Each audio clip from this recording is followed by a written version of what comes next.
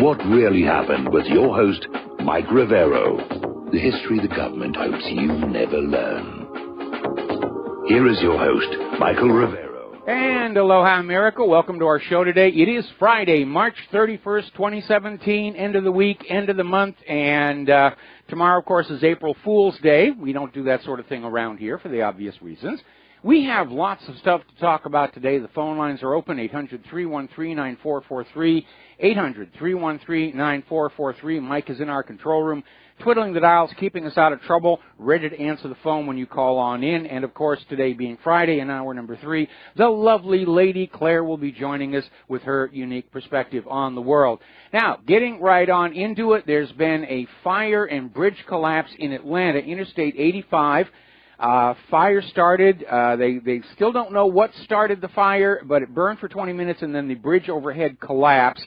And I'm waiting for Rachel Maddow to come on and insist that she found Vladimir Putin's cigarette lighter near the blaze, the way the corporate media tends to do these things.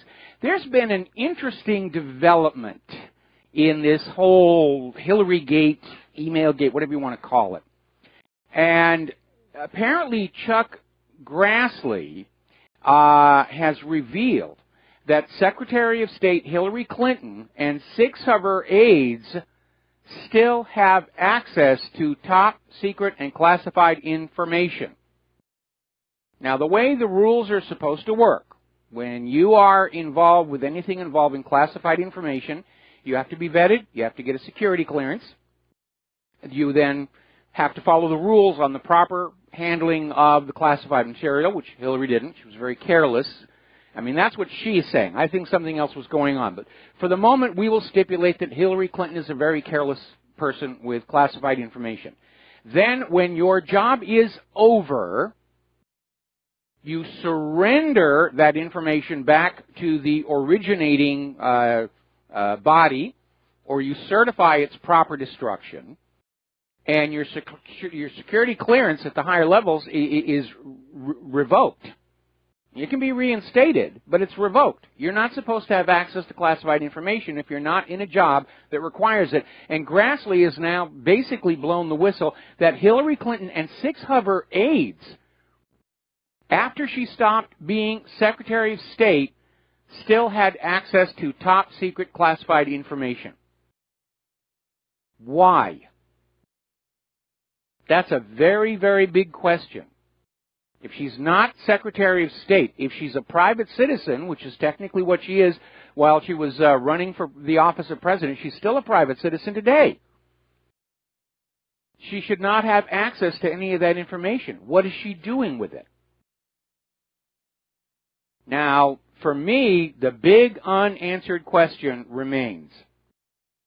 If Hillary Clinton, while Secretary of State, was selling classified secrets to foreign interests using her weak email server. Her private email server had very weak security on it. And the Guccifer had basically said when he was inside Hillary's server prowling around, he saw 10 foreign IPs logged in at the same time, just prowling around looking for things. So was Hillary selling that material? Was she using her charitable foundation to collect the payments? And it certainly wouldn't be the first time, because the Clintons did this back in 1994 with the Chinagate scandal. And now we're finding out that even after she is no longer part of the State Department, no longer officially a part of the government, she retained her access to these top secret and classified documents. Sounds kind of suspicious to me. All right, we're going to go ahead and take a phone call. Al in Canada, aloha. Welcome to the show. What's on your mind? Hi, Mike. I hope you and Claire are well. We are doing fine. Great.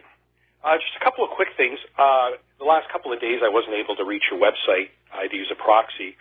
So I had to go into my router and change my DNS settings. I was wondering if you could maybe post something about that. Well, here's the problem. We're under pretty heavy server attack, and I do have an automated system I put together, and sometimes it will erroneously flag somebody as a hacker who's merely hitting the server too hard. So go to whatismyip.com and email me the number that it shows you, and I'll make sure that you're not in the filters, okay? Okay, I appreciate that. Also, you have that website stating that poll for Hillary and Trump. Yeah, they changed the poll right after I ran the story. Well, it's actually worse, Mike. I went into it about 3 or 4 times, and one time it was at like 15,030, Trump was at 20, and I went into it again, it was at 1515, and Trump was at 19. So they're deliberately shaving the numbers. Of course they are. Of course they are. It's corporate media. What are you expecting? The whole thing was BS. That's exactly what we expect. Yeah, that's exactly. So, yes, the corporate media is lying to us again. Oh, and in additional news, the sun came up this morning. Yes. Thank you very much, Mike. I appreciate your time. All right, thank you very much. We're going to let you go here, do a quick shout-out to our on-air affiliates who are just now rejoining the network. We're going to be talking about that poll over at MSN a little bit further down on the talking point list here. But apparently Fox News is now reporting, apparently they have had somebody come to them who's a very highly placed source, not in the FBI, but very senior in the intelligence world, needs to stay anonymous so that they don't wind up in Fort Marcy Park. And basically saying that this unmasking of the names of people inside the Trump administration had nothing to do with national security. It's all about politics. And basically saying, the spying and surveillance started before Trump was even the official GOP nominee. They were watching him all along. And that, of course, is always the big question. We now know for a fact the Obama administration was spying on Donald Trump during the transition for political advantage, to know what he was planning, to try and figure out how to end run him or blockade him. And now the question is, were they spying on him during the campaign? And with this Fox News report, it looks like the spying on Donald Trump began even before he became the GOP nominee, before he won the primaries.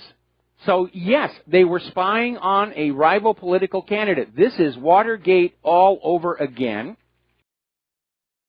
And we need to keep pounding on this and keep forcing it out there about just how crooked this last year's election was. Now, Fox News had an interview with elections expert J. Christian Adams, and he used to be the voting section attorney at the U.S. Department of Justice. He's now an advocate for honest elections, and he is saying so far he and his associates have confirmed 4 million dead voters on the U.S. voter rolls voted last year.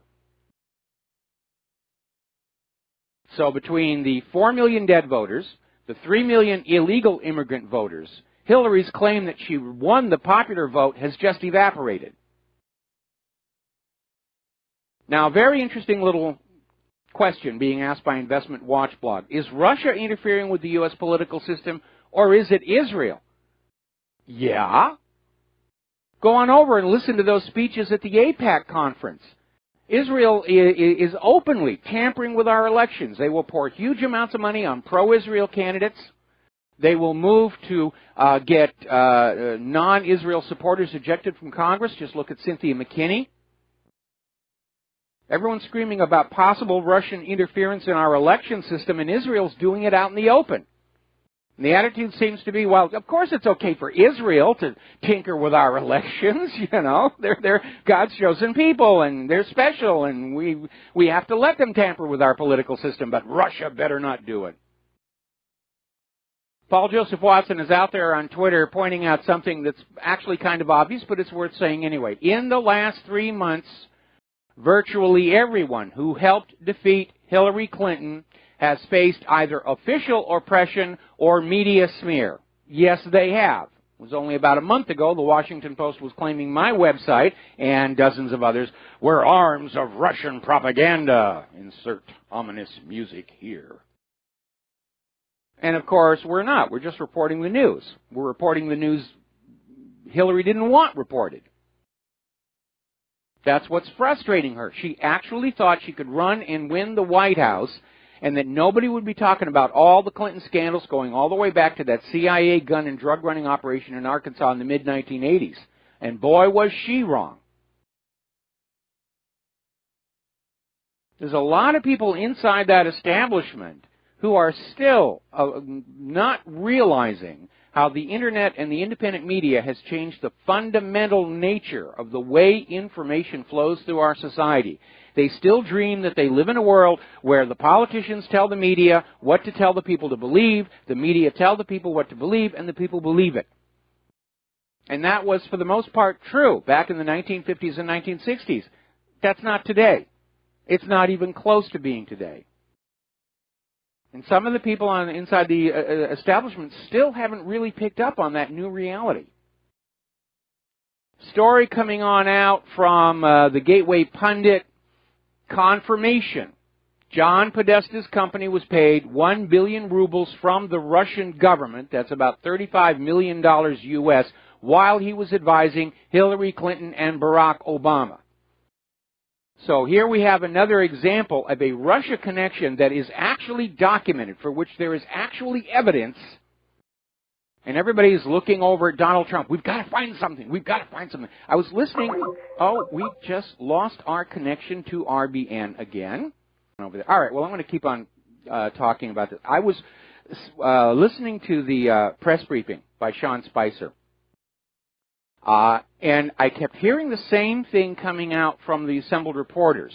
Sean Spicer is trying to talk about the facts, and the reporters are always saying, yeah, but the public perception is. The public perception is. These are no longer reporters. They're openly acting like propagandists. We forget the facts, forget the evidence. We want to talk about the public perception. The public perception that we are putting out is that Trump and Russia are working together. What are you going to do about it? And Spicer comes back with the facts that everybody who's actually been shown all the available evidence is saying there's nothing there.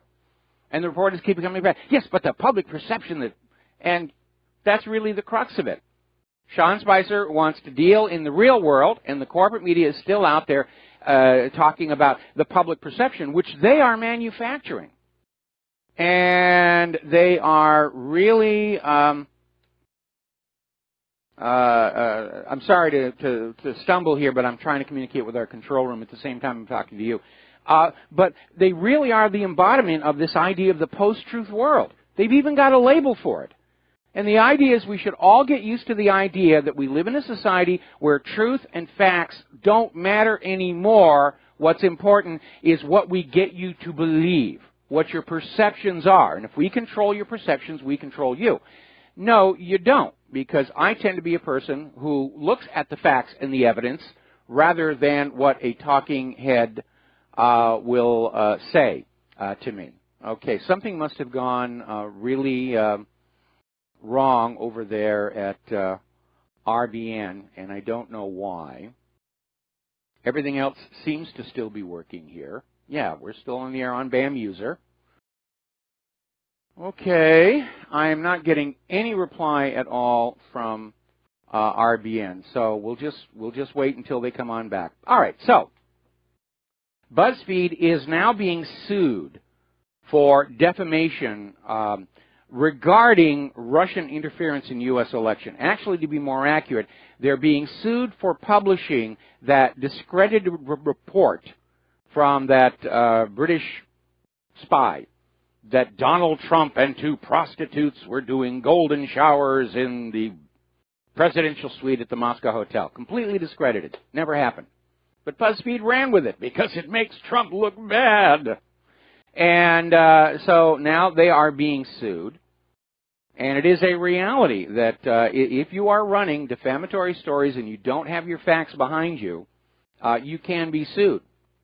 There is a legal defense called absence of malice, but in this particular case, that's going to be a hard sell. Now, the corporate media is trying to manufacture more news. As you know, Michael Flynn is getting ready to testify before the various intelligence committees. And last night we were seeing all these stories about, well, he should ask for an immunity deal so that he's not afraid to say anything. And then it was about, well, you know, the White House or the Department of Justice should offer him an immunity deal. And then earlier today they were saying Senate rejects the immunity deal. And as it turned out, neither Michael Flynn himself or his attorney ever broached the subject of an immunity deal. His attorney has come out with a statement saying, this came out of nowhere. We were not asking for an immunity deal. And it looks like they put out this idea that he's seeking immunity to just make it look like he did something wrong that he wants protection from. And it came out of, it was just another made-up fantasy. How do we make Michael Flynn look like he's guilty? Well, let's say that he's going after immunity. It never happened. It never happened, according to his attorney. It was just made up out of thin air. Okay.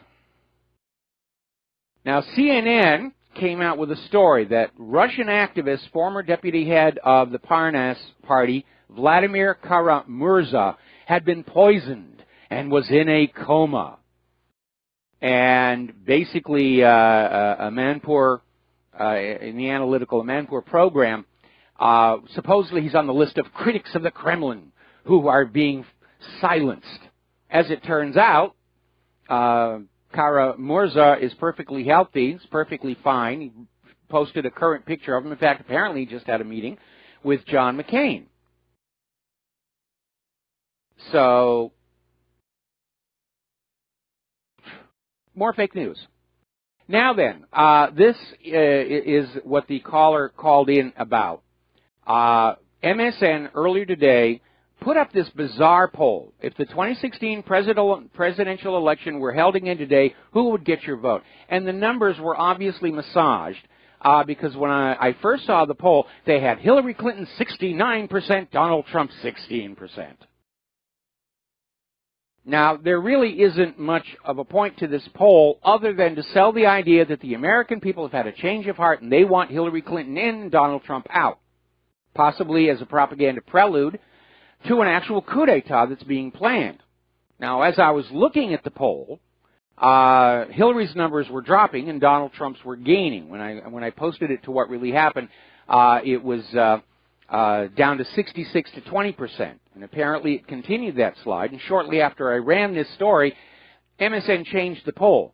Apparently they weren't able to keep inflating it to keep Hillary in the lead. But there's no reason to have a poll like that other than to try and sell the idea that the American people have changed their mind and really they've got electors' remorse and they want Hillary Clinton in the White House and they want Donald Trump out.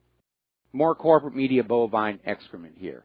Now, yesterday we were talking about this. There we are. Okay, and we're back again, I guess, on the air for however it was we got knocked off. So yesterday we were talking about this law that was being proposed out in California to ban alternative media websites in the state. And obviously a lot of people were saying there is that pesky little thing called the First Amendment right to freedom of speech.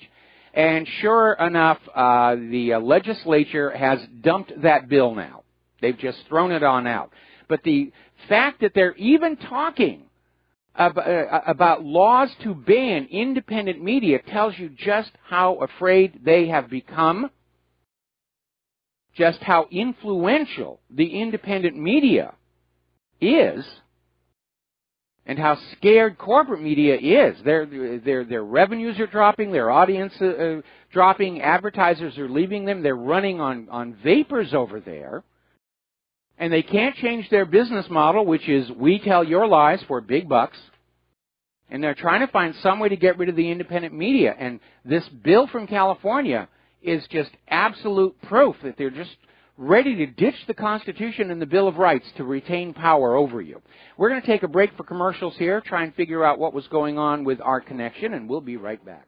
And aloha, America. Welcome back to our show here. We're back on the air, not just on BAM User, but on Republic Broadcasting as well. And apparently the problem was the hamster in the little wire wheel. And for those of you who are not familiar with radio, our entire studio setup is powered by a little wire wheel with a hamster in it tied to a generator, and he runs and drives the little wheel in circles, and we get electricity from there. But the hamster's getting old and looking tired, so they thought adding another hamster might improve things. Unfortunately, they put in a female hamster, and so the wheel wasn't turning in circles anymore. It was just rocking back and forth, and they've corrected the situation, and we are back on the air. Claire's in the other room laughing. Anyway, so we were talking about this idiotic bill out in California. I'm going to repeat the story for the people on RBN. we were talking yesterday about this bill actually proposed in California that would ban independent media websites, or any independent media, anywhere. You will watch your corporate media. You will believe it. And obviously a lot of people said, there is that First Amendment, right to freedom of speech, freedom of the press. And the Supreme Court has consistently ruled freedom of the press applies to all technologies used to promulgate opinion and discussion, whether it's radio, TV, or the Internet.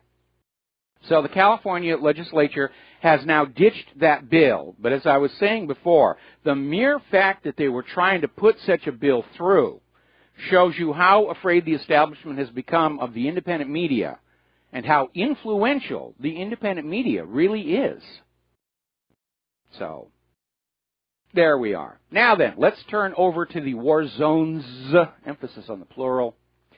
Apparently, Syrian government forces have regained large areas in northern Hama, and apparently they now are looking, either are about to or have taken control of Mount Zain al-Abidin, which would give the government troops the ability to fire artillery at units operating in the area north of Komana. So they're making progress there. This thing could very easily be over, and I think that's what Assad and Russia are trying to do, is end this whole nonsense before the United States can come on in and start talking about safe zones again, which Tillerson's already doing.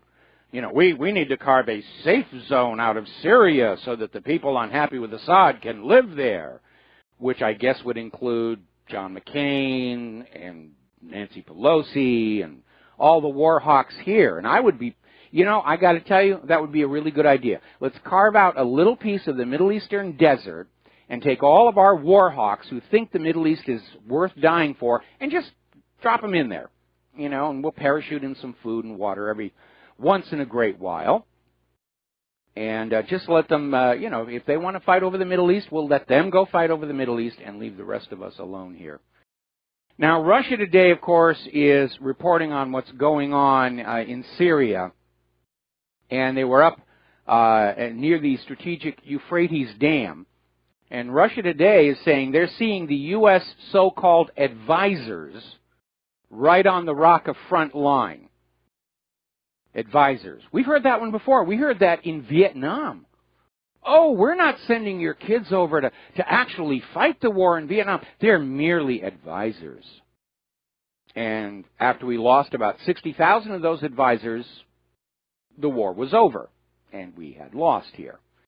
Very alarming development. The Pentagon will no longer reveal how many U.S. troops are in either Iraq or Syria.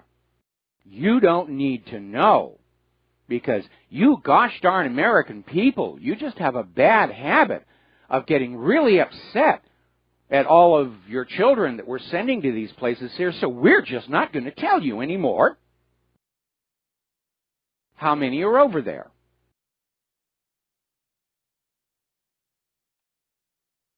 Which tells us they're about to do a major escalation here.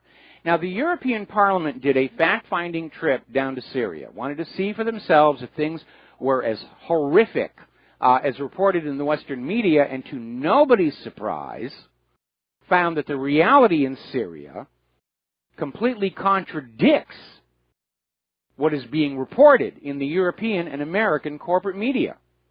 And they were shocked by the scale of Russia's humanitarian aid into that country. All right, we're going to take another break for commercials here. We're going to get some vitamins into that giant mutant hamster, and we'll be right back. And aloha, America. Welcome back to our show here. And I got an email request to finish the story I was on when we had our little hamster outage. And that was about John Podesta's company. It being confirmed that his company got $35 million from the government of Russia while he was advising Hillary Clinton and Barack Obama. And the point I was trying to make there was we still have the corporate media and the liberals desperate to find something that links Trump to Russia so they can say he's a Russian agent, and all the while just ignoring as hard as they can all of these links between Podesta in Russia, Hillary in Russia, And really, the bias and hypocrisy is just really very, very obvious.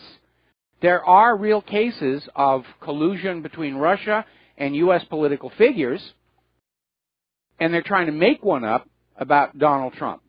Now, getting back to the war zones here, yesterday we were talking about how Tillerson had made the comment that the future of Bashar al-Assad is going to be left up to the Syrian people. And apparently John McCain just flipped out at that. And he's now angry at Rex Tillerson for saying Assad can stay, and McCain is out there saying Assad should go, Assad should go, Assad should go. So I think over in Syria, they might be asking the question, is America interfering in Syria's politics? And I think the answer would most assuredly be yes. And that's another double standard. Because the U.S. is always interfering in other countries' politics, rigging their elections at least 81 times that we know of since the end of World War II, coup d'etats in countries, more than 50 attempts since the end of World War II, succeeding about half the time. And yet, the mere suspicion that somebody from outside might be tinkering with our political system, except, of course, for Israel, is a big, horrendous crime. Oh, my goodness, we can't have an outside country interfering with our politics, except, of course, Israel. So the double standards are really getting very, very obvious. Now, over in Mosul, as you know, the campaign over there has resulted in a huge number of civilian casualties, to the point where the Iraq forces have declared a temporary pause to allow the civilians to be evacuated before any more fighting takes place. And it's a big, big problem. Of course, here in the United States, the attitude is just get used to the idea that civilians are going to be killed in our wars. It's a small price to pay to bring democracy and humanitarianism to the people of Iraq. We're going to bomb those people until they're humane. Tillerson is also out on the warpath again against Russia, saying that the U.S. will maintain all Ukraine-related sanctions on Russia until Crimea is returned. They're still out there with this nonsense that Russia stole Crimea. And every time you go up to one of these people and you say, wait a minute, Crimea had a referendum to leave Ukraine following the U.S.-backed coup d'etat in Kiev, and then they had another referendum to merge with Russia, and they come back and say, well, Crimea didn't have the right to do that. Yeah, they do. Under the United Nations Universal Declaration of Human Rights, which all member nations of the United Nations agree to, yeah, Crimea had that right. But that's the position. We refuse to recognize the right of the Crimean people to vote their own independence and vote to merge with Russia. Therefore, the default position is Russia has stolen Crimea. Now, that's like going to a wedding and finding one of the wedding guests refuses to recognize the bride's right to marry. Therefore, by default, the groom is guilty of kidnapping and rape. That is how ridiculous this logic is behind Russia stole Crimea. Meanwhile, the EUCOM commander, the commander of U.S. military forces in Europe, is calling for larger, enduring armored force to deter Russia. We've got to take more money away from the American people and build tanks and artillery and just park it there on the Russian border until we can get Russia to do something we can attack them for, or until it rusts into corroded piles of junk, which is where the vast majority of all the weapons that were built during the Cold War of the 1950s and 1960s went. They built all this expensive stuff, and it just sat there. And it was never used. And given that much of it was nuclear, we're glad that it was never used, but why waste the money in the first place? Out in Arizona, you can see this on Google Earth, there's a boneyard of American warplanes. It is huge. There have even been some TV shows done about it. And you can see this thing, and it's just square mile after square mile of all these very expensive warplanes that are just sitting there in the desert corroding away.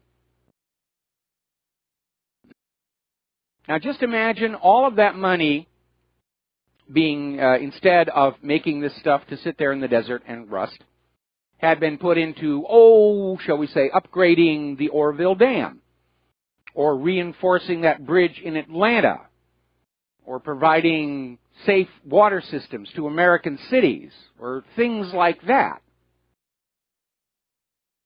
And already we have the military-industrial complex saying, we want more, we've got to take more money away from the American people. To heck with clean drinking water and safe food and good roads and stuff. We can survive without that, but we need to have bombs. Reminds me of this wonderful quote from George Bernard Shaw. He wrote a book called Man and Superman, and one chapter out of it, The Devil and Don Juan, basically, it's a standalone piece. It's often done as reader's theater. And there's a wonderful quote in there. There's nothing in man's industry but his greed and his sloth. His heart is in his weapons. And unfortunately, that is sadly, sadly true. And there's a lot of greed tangled up with it. It's a wonderful scam. You create a threat. Russia's coming to get you. I remember the propaganda from the 1950s and 1960s. The commies are coming to indoctrinate you. No commies ever showed up at my door. When I finally actually met some people from the Soviet Union, they were pretty cool people. And the military-industrial complex took vast sums of money away from the American people, money that could have been spent on making our lives better. And they built bombs, and they built rockets, and they built airplanes that just never worked. Because they didn't need to. The scam all along is, we're going to build all this stuff, and it looks really impressive. It doesn't have to work, because we're never actually going to use it. And that's why today we have wound up with things like the Independence-class littoral combat ship, severe corrosion problems. The lead ship has already been dry docked to replace part of the hull. The Freedom-class littoral combat ships, drivetrain problems. The Zumwalt stealth, we hope, destroyer, drivetrain problems. The F-35, the F-22, the Gerald R. Ford may never actually be usable in combat. But they all soak up vast sums of money, and everybody who's in on that little scam is making their little piece of the action. And it's time to bring it to an end. Here's the reality of what's going on. We don't need to project power across the globe for reasons other than greed. We're always hearing, better to fight them over there than have to fight them in our streets. They'll never get to our streets. We've got 2 oceans protecting us and a nuclear arsenal. All the Department of Defense needs is the nuclear arsenal. They don't need any of this other stuff. Somebody annoys us, we drop a tactical nuke on them. And everybody will calm down afterwards. All of these carrier groups and ships and planes and drones are about invading other people's countries and taking them away from them. Taking their wealth, taking their political system, turning them into vassal states. And we've done it all over the globe. And that's why America is hated around the world. They don't hate us for our freedoms. They don't hate us because we've got Disneyland or Miley Cyrus or any of those other things. The rest of the world hates us because the U.S. government has a bad habit of going into other people's countries and messing around with them to benefit American corporations. That's why we're hated around the world. Now then, as you know, there's a big NATO drill getting ready to take place in Bavaria. I hope they don't tear it up too bad. Bavaria is a very lovely place. And those tanks have a bad habit of really churning up the lawns. But apparently, Germany is now recruiting Russian-speaking actors for the military drills in Bavaria. They want to get the soldiers used to hearing the Russian language, because we have to deter Russian aggression. I'm sorry, who is it who's rehearsing to fight against the Russians? Over in Russia, I don't think they're having drills where they're hiring people who speak Bavarian to play the OP4. It's very obvious who the aggressor is in this new rush to a new world war or a new Cold War. Actually, this war is already pretty hot in Iraq, Syria, Libya, Yemen. Afghanistan. Now, there's a new development that I hope will give military planners a bit of a pause. It probably won't. What they'll do is scream is, we need more money to counter the new threat. Russia has been developing a new anti-ship missile. It's called the Zircon, and it is very potent. It flies at almost Mach 6. It's a hypersonic missile. I was looking at a video of it, and it looks like they've managed to field a working scramjet. And apparently it carries a warhead sufficient to destroy an entire aircraft carrier with a single hit. And it has a range that will allow it to be launched from outside the current standard defensive perimeter around a carrier battle group. And that is really a game changer. Apparently they've had a successful test flight, and they're going to be putting that into production. When you look at what Russia and China are producing, because their goal is making working weapons, not just looting the public for the military-industrial complex, I really do not think the United States can win an actual war against Russia or China. And that's a really good reason not to start one. Apparently over in Ukraine, in the city of Lutsk, the Polish consulate was attacked with an RPG rocket. Everybody's pointing fingers. Ukraine is saying it's Kiev Nazis, and everybody's blaming the Russians. It's amazing. Now, new development. Apparently, one of the regional parliaments in eastern Germany is planning to officially recognize Crimea as being part of Russia. And I'm sure there's probably a lot of phone calls being made over there in Germany right now to try and tamp this down. But at some point, somebody's got to take a stand and put an end to this Russia stole Crimea nonsense, because that's all it is. It's a load of nonsense. And we're risking a world war by continuing on down this path. Meanwhile, U.S. Army General Joseph Votel is saying that the U.S. should use military means against Iran because Tehran is the greatest long-term threat to stability in the Middle East. I'm sorry, remind me again, just who has all their warships and carriers throughout that entire Gulf region? I don't think it's Iran. They've got their little coastal patrol boats. They're glorified ski boats is really all they are. Who's got Aegis cruisers and carriers and destroyers and guided missile frigates and everything in the area? I don't think it's Iran. It's the United States that is provably the biggest threat to stability in the Middle East, because they've destabilized Iraq, they've destabilized Yemen, they've destabilized Libya, they're destabilizing Syria. Iran hasn't done anything. Iran has not initiated a war of conquest against another country in over 200 years. They're on the U.S. government's special high-interest targets list because they refuse private central banking, and they want to sell their oil for currencies other than the dollar. That's it. And, of course, Israel wants Iran broken into little tiny pieces that are easy to bully and push around, like they're getting ready to do to Syria, Turkey, and Iraq with the creation of the new Kurdistan.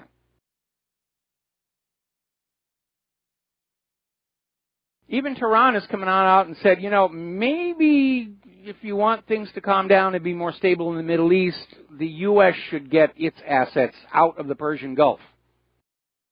It's not the American Gulf. It's the Persian Gulf. We have all these American weapons of war running along the borders of countries in the Middle East and then screaming that those countries are the reason there's tension in the area.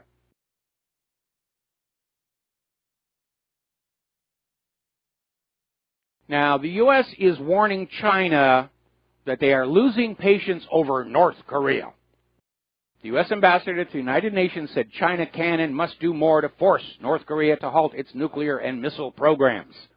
This is coming from Nikki Haley. Well, China has already said that they're not at all happy with North Korea. But China has this idea that maybe countries ought to be allowed to kind of just sort of do what they're doing. Now, obviously, the nuclear weapons are an issue, but nuclear weapons are usually built and stockpiled as a deterrent. Remember when we were going through that first Cold War in the 1950s and 1960s, and the U.S. and Russia were building all these city buster bombs, and we were told, that's cool, it's deterrent, mutually assured destruction. We're going to build all these nuclear bombs. Nobody would ever use them out of fear of retaliation. And I'm pretty sure that's why North Korea wants a nuclear bomb, to deter an invasion of their territory. North Korea is not going to initiate a nuclear attack against anybody, because the result would be North Korea melted into a giant slab of green glowing glass. They want the nuclear weapons for deterrence. What the U.S. wants is to disarm North Korea to make it easy to invade. Now, Trump is having a summit with Chinese leader Xi Jinping next week, and that's probably going to be very, very tense. We're going to take a break for commercials. We'll be right back. And aloha, America. Welcome back to our show here. And it's kind of interesting. We've seen the United States use this thing, the threat of nuclear bombs, and Saddam's nuclear weapons, and now it's North Korea's nuclear weapons. And there's an important point you need to keep in mind in all of this discussion.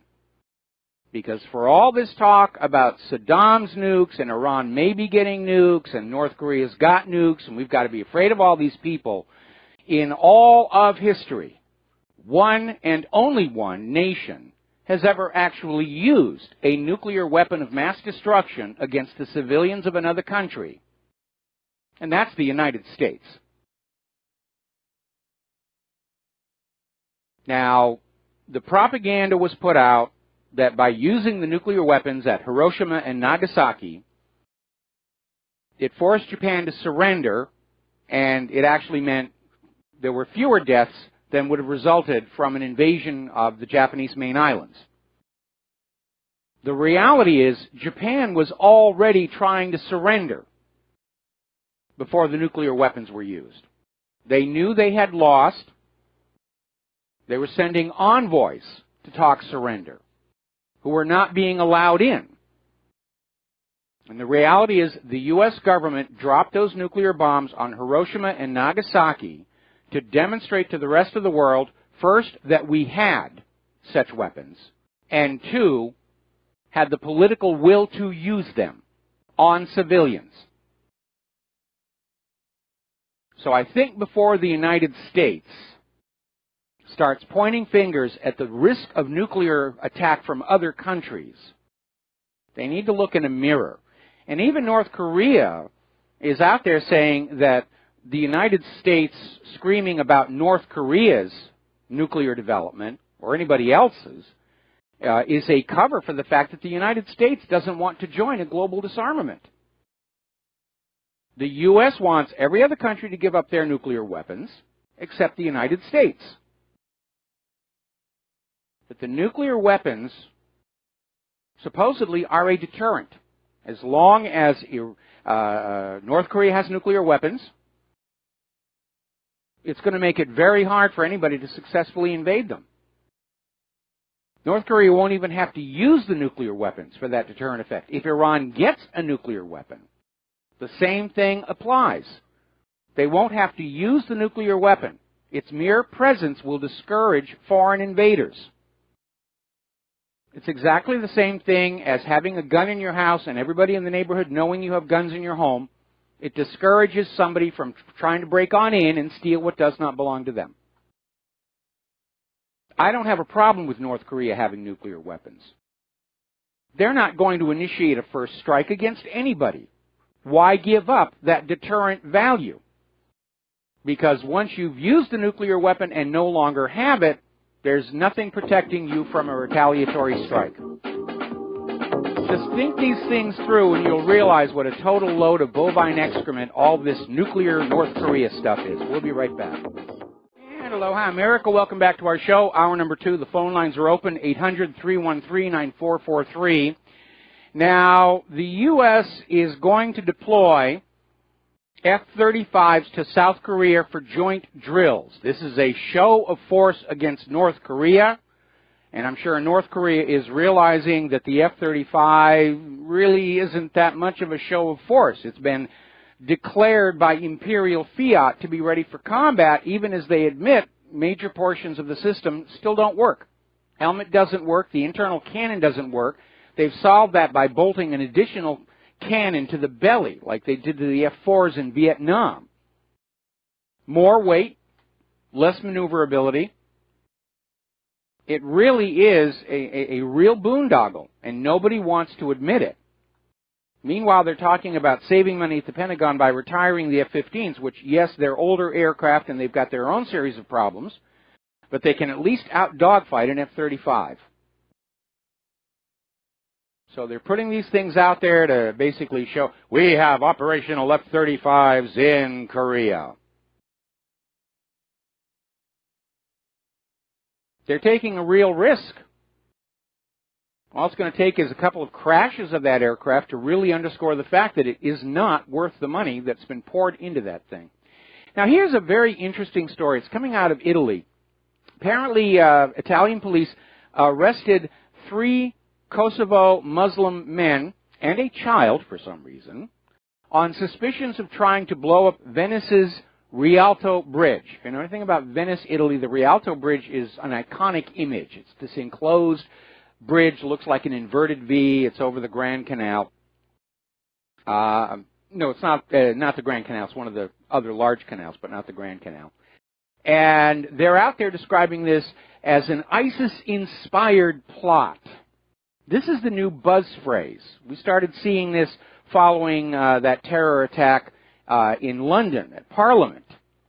They can't actually link any of these people to ISIS. They can't say, ISIS is behind this, because they've been exposed so many times for saying it's connected to ISIS. Oh, no, it was actually some other loser on prescription antidepressants.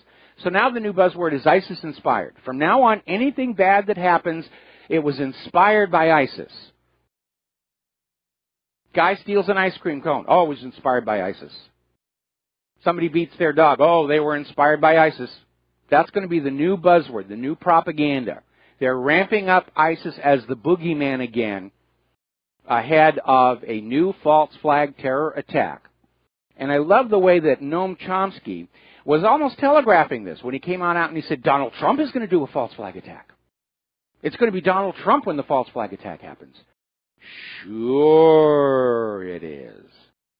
Remember, Chomsky was out there on the forefront of saying, oh, absolutely, 9/11 was a real, genuine terror attack, and the U.S. and Israel had nothing to do with it. Now, there's been an interesting development. This is kind of a follow-on. Talk about carrying a grudge for a long time. A while back, during Holocaust Remembrance Day, Donald Trump got up there and he made a speech about remembering all the victims of Nazi Germany.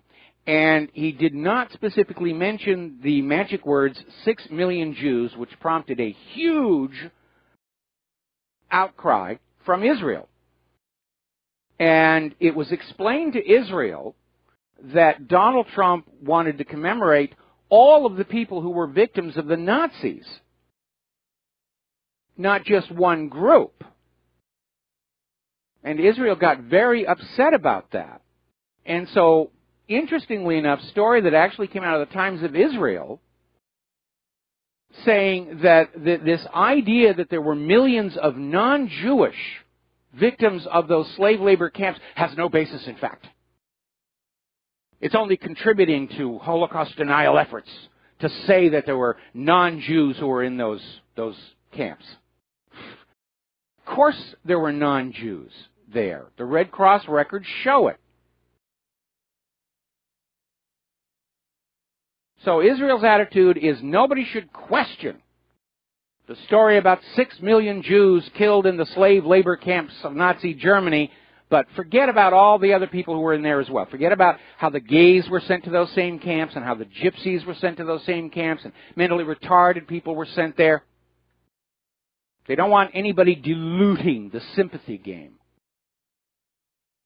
Israel wants to own the history of World War II and milk it for their own benefit as hard as they can. All right, so let's talk about the economic news here.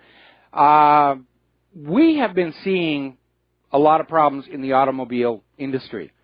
They're trying to keep the factories open, trying to keep the workers working, and these factories and dealerships are having to literally rent extra parking lots to park all the inventory. They can't sell it. And if you look at the car commercials right now, the prices are amazing.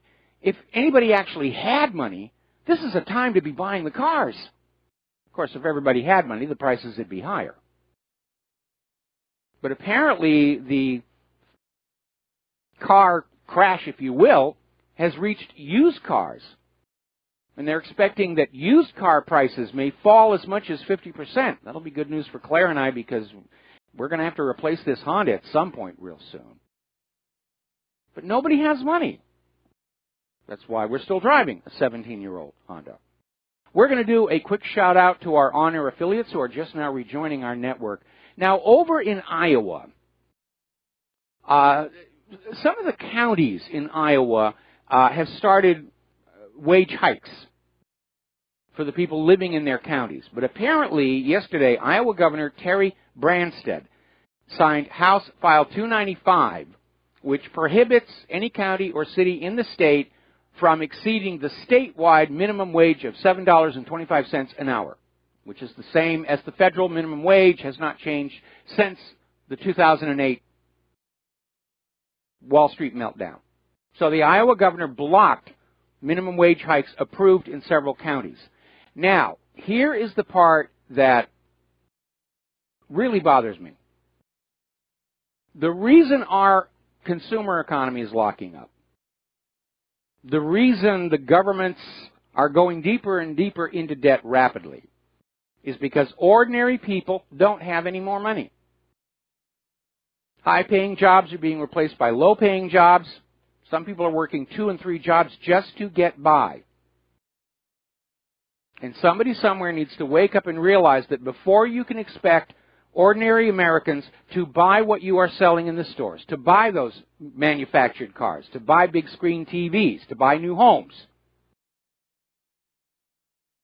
they have to have money. They have to be able to trade their labor for decent wages and salaries.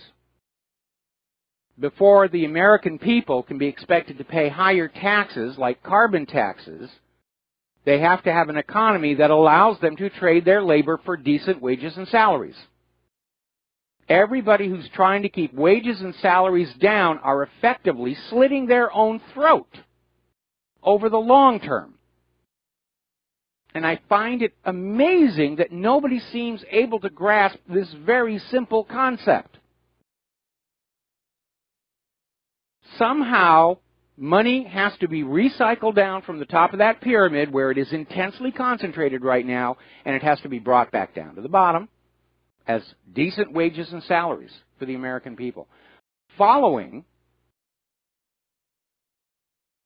the 2008 mortgage-backed security meltdown, everything the U.S. government did was absolutely the wrong thing for the economy as a whole. It was great for Wall Street and great for all those members of Congress whose stock portfolios include stock from those Wall Street firms.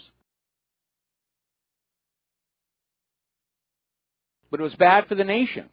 When that whole thing melted on down, if Congress, instead of taking trillions of dollars away from the American people and giving it to the bankers so the bankers could loan it back to the American people at interest, which they wound up not doing, they just wrote themselves huge bonuses with it all. If instead of doing that, they had gone to all the Wall Street firms and said, you're liquidated, you made this mess, we're going to take the money away from you and give it back to the people you defrauded, then people would have been able to stay up on their mortgage payments. There wouldn't have been a mortgage crisis. They would have been able to stay current on their credit card payments. There wouldn't have been a credit crisis. People would have been going on down to the car lots and buying new cars. There wouldn't have needed to be an automotive industry bailout. They would have gone on down to the shopping malls and bought products, hopefully made in America. There wouldn't have been a retail crisis. Everything that happened since 2008 is because Congress and Wall Street were working together to protect themselves and their wealth at the expense of everybody else, and that's a good illustration of why we are now living in a fascist economic dictatorship instead of a capitalist country. Now, over in India, they are starting to crack down on unofficial currencies. Bitcoin has now been outlawed, and anybody using Bitcoin could be considered to be a money launderer, according to India's central bank. The central banks don't want you using anything but their imaginary money, their ink and paper, their numbers in a computer. They can't stand the idea of competition. They have assassinated presidents to get rid of competition. I was just starting to get involved in one of the virtual currencies, Cloak Coin, I think it was. Just got outlawed here in Hawaii. They don't want competition. They don't want another form of medium of exchange that is not borrowed from them at interest. Don't want the slaves escaping. Don't want people coming up with their own money and their own currency. They want you dependent on that bank and having to borrow all currency at interest, which, by the way, was a primary cause of the American Revolution. You need to keep that in mind. Now, we've been talking about the CIA gun and drug running operations, Arkansas in the 1980s, heroin coming back from Vietnam, heroin coming back from Afghanistan today. Ron Paul has actually come on out and spoken on this, and he says, we know that the CIA is raising money in the drug industry when they want to run these secret wars. The American people need to wake up so this nonsense will stop. And yes, the American people need to wake up and realize that the biggest drug smuggler in the country is the country, and the war on drugs is really the war on the competition's drugs. Right now, the United States of America accounts for consumption of 80% of all the world's opium, between prescription opiates, which have become a huge problem, and the illegal opiates on the street, which have always been a problem, because it's highly addictive. We've become a very drugged-out society. We are the highest per capita users of legal drugs, prescription drugs. 1 out of every 4 Americans is on some form of prescription antidepressant. We know that those antidepressants lead to aberrant behavior in a significant portion of the patients. We're drugging ourselves into insanity and craziness. Domestic violence is up. Police brutality is up. Poor decision-making in Washington is up. It may be linked to the overuse of these mind-bending chemicals. But it's okay because a doctor wrote the note for it and a pharmacist sold it to you. So it must be okay, right? They would never sell anything harmful to you. I think it may be a bigger problem even than the vaccines. Now then, interesting little story over at Drexel University. Professor George Chicharilo Maher has been coming out with all these tweets and comments promoting violence and fatality toward white people, going all the way back to Christmas Eve. He tweeted, "All I want for Christmas is white genocide." And he's out there saying white is not really a race.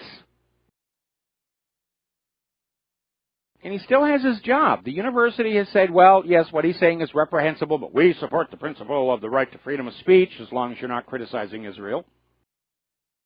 If you had a professor who was calling for a genocide on the black people, or on Hispanics, or on Muslims, or on the Jews, what do you think the reaction would be? When did it become socially acceptable to discriminate against white people? And isn't discrimination and racism wrong, no matter what direction it's going in? You don't cure racism by being racist. You don't end discrimination by being discriminatory. And all too often, these so-called movements for equality turn out to be movements to basically reverse the prior situation. Women think they've been oppressed by men, now they want to oppress men. Blacks are angry over slavery, now they want to be the masters and have the whites be the slaves, even though nobody alive today was ever a slave, other than that 1040 form, and that affects us all. Nobody alive today is a slave owner, other than the private central bank.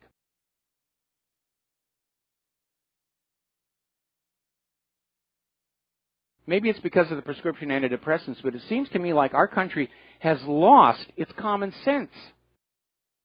We're caught up in all these fantasies about victimhood and rights to anything. The only rights you actually have are the ones acknowledged in the Bill of Rights. But people seem to want to justify personally beneficial behavior by saying they have a right. The illegal immigrants and the refugees, we have a right to come to your country. No, you don't. I have a right to take your children. I have a right to do it. No, you don't. The only rights you actually have in the United States of America are in the Bill of Rights. Those are your rights. You don't have a right to anything else. You don't have a right to other people's money. You don't have a right to silence other people and force your opinions on them. We need to return to common sense.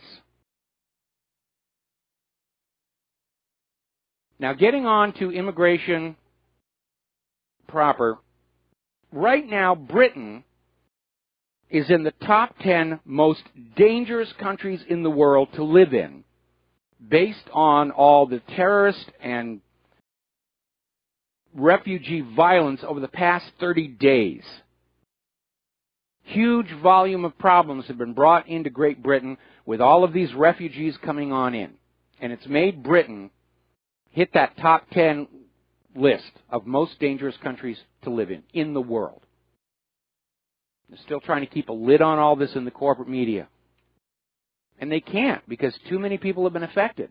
And they're going out on social media, and they're going to email and saying, we were just robbed by blah. We were just, my daughter was just gang raped by refugees. Marine Le Pen is basically declaring war on globalists. She's vowing to destroy the New World Order when she's elected president of France. And she's sending a warning to the European elite. She will dismantle the corrupt, self-serving institutions with her own two hands if she has to. And she's talking, of course, about the European Union Commission and the European Central Bank, both of which have been the cause of much pain, suffering, and misery for the European people.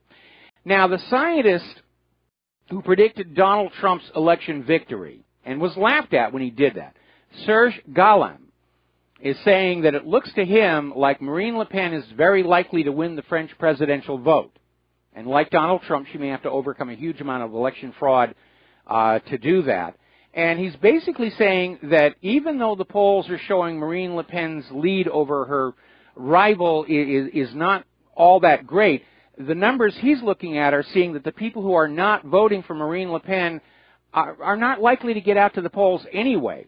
That they're saying they don't like Marine Le Pen, but they're probably going to stay home and not vote. But don't worry, I'm sure that somebody will cast a vote on their behalf. Because what we're hearing from the European Union is absolute fear and panic at the possibility of Marine Le Pen winning the election. And I'll tell you right now, there's going to be massive fraud in that election. We'll be right back. Hello, hi, America. Welcome back to the show here. We're talking about Marine Le Pen, who is looking like she stands a reasonable chance of being the next president of France, and certainly in a world with honest elections, that would almost be a foregone conclusion. But she has tremendous forces arranged against her, and a good illustration of this is the story that's coming out of the Express in Great Britain. Marine Le Pen will kill off the European Union. Officials warn we can't survive a Frexit. And apparently up in Brussels they're saying basically if she wins the election, it's the beginning of the end of the European Union. And they're not going to let that happen. They've all gotten very rich and powerful off the EU scam, serving the globalist vision. And we've already seen evidence of massive election fraud against sovereignty, nationalist, populist candidates. The British police are now saying Nigel Farage lost his election due to massive election fraud. We saw massive election fraud in the first Scottish independence referendum. There was massive election fraud during the Brexit vote, but not enough to defeat it. Just like we saw massive election fraud in this country, but not enough to defeat Donald Trump. There are indications that Norway's recent election was rigged. There was that surprise come from behind victory for Angela Merkel in the first round of their elections up there in Germany. Brussels is not going to let Marine Le Pen win if they can do anything about it. And that's why I am predicting we're going to see massive election fraud in France to try and keep her out. Because the globalists don't believe in democracy. They don't believe in will of the people. They believe in wealth and unlimited power for themselves. And anything that gets them that is perfectly okay. Now imagine a global government populated with people with that mindset, and you'll understand what's at risk. So if you are in France, or you know people in France, and they're supporting Marine Le Pen, you tell them they've got to get out and vote. A slim margin for Marine Le Pen will not be enough. She needs a landslide to overcome the election fraud. And I still think Donald Trump had a landslide result last year that's been concealed. Now, at the moment, there are more than 1 million migrants waiting to cross the Mediterranean into Europe. They're in the pipeline, so to speak, in Libya. And Joseph Walker Cousins, who's the former head of the British Embassy office in Benghazi, said that refugees are massing in the war-torn country. And criminal human trafficking gangs are just raking in billions of pounds, charging these migrants large sums to be smuggled across the Mediterranean in flimsy dinghies and boats. And yes, some of them are sinking and people are dying. Europe cannot absorb millions more migrants. They're already strained as it is. These migrants are a burden on their social systems. They're a burden on the indigenous taxpayers. Plus, there's the crime and disease problem as well. Now, up there in Sweden, which prides itself on having the first feminist government in history, and they've messed it up so bad, even Jeremy Clarkson was poking fun at them when Grand Tour did a show up there. And it's a liberal paradise there. They've got car-free zones and mandatory vaccines and all this other stuff up there. And, of course, being liberals, they believed in the open borders policy. And they worked to conceal the fact that it has brought with it a huge rape crisis. But the rape crisis in Sweden, brought in by the open borders policy, is now so bad, these Swedish feminists are out there screaming, we've got a rape crisis, we've got a rape crisis.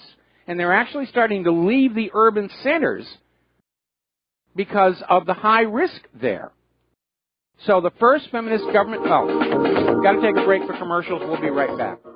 Aloha America, welcome back to the show. We're talking about immigration, refugees, and so forth, and we were talking about this story where Sweden prides itself on having the world's first feminist government.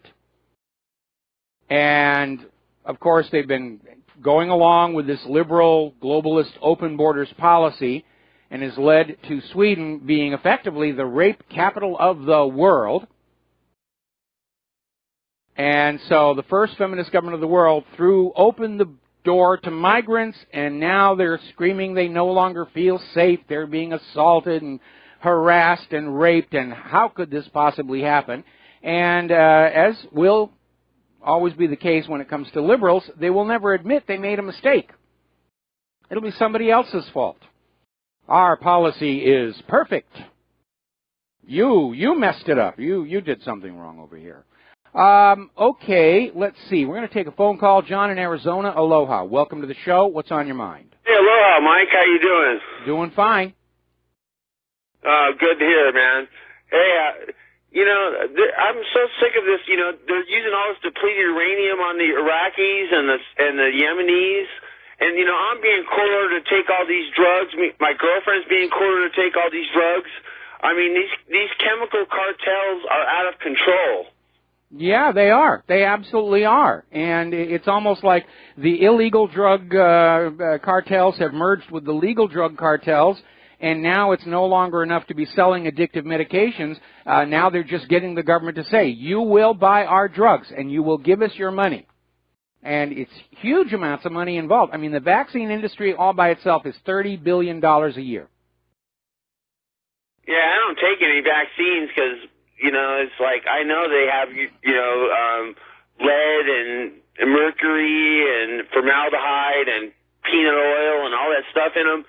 I'm just so sick of these chemical cartels running our lives, putting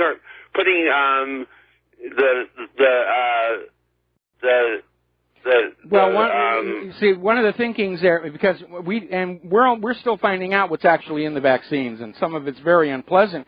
But the attitude is, if what we're selling you makes you sick, that's okay, because now you're going to buy something else from us to deal with the symptoms. Yeah, the drugs are forcing me and my girlfriend to increase the chance of diabetes and a stroke.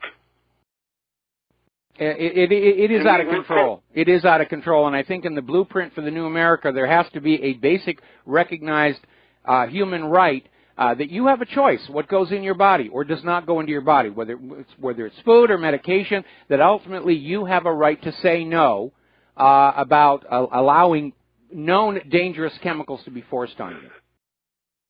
All right, well, thanks, Mike. You and Claire, keep up the good work. Thank you very much. We're going to keep going as long as is necessary here. Now, Scotland has transmitted their formal request to the government of the United Kingdom for a new independence referendum. And at this point, the original motive for an independence referendum was Scotland wanted to remain part of the European Union. That may have changed with this massive oil and gas discovery off of Scotland's coast, which I'm sure Great Britain would still like to have their piece of, and so they'll oppose this independence referendum as strongly as they opposed the last one. But I'm pretty sure the people of Scotland are going to be watching the voting process a lot more closely than they did last time. So Scotland may just decide to be an independent nation again and just fund their country with the oil revenues and tourism. Now then, the Republican Party has decided they've come up with a way to fund Donald Trump's border wall and make Mexico pay for it indirectly. What they want to do is impose a 2% fee on all the money the illegal immigrants are sending home to Mexico. See, that's another cost of this open borders policy that nobody wants to talk about. The illegal immigrants will come up here. They're not paying taxes. They're being paid under the table. And they get food stamps and all this other stuff, and they send a lot of it back home to Mexico. They're bleeding our available wealth back to Mexico. Well, if that's going to happen, put a 2% fee on it, and there will be the money to build the wall.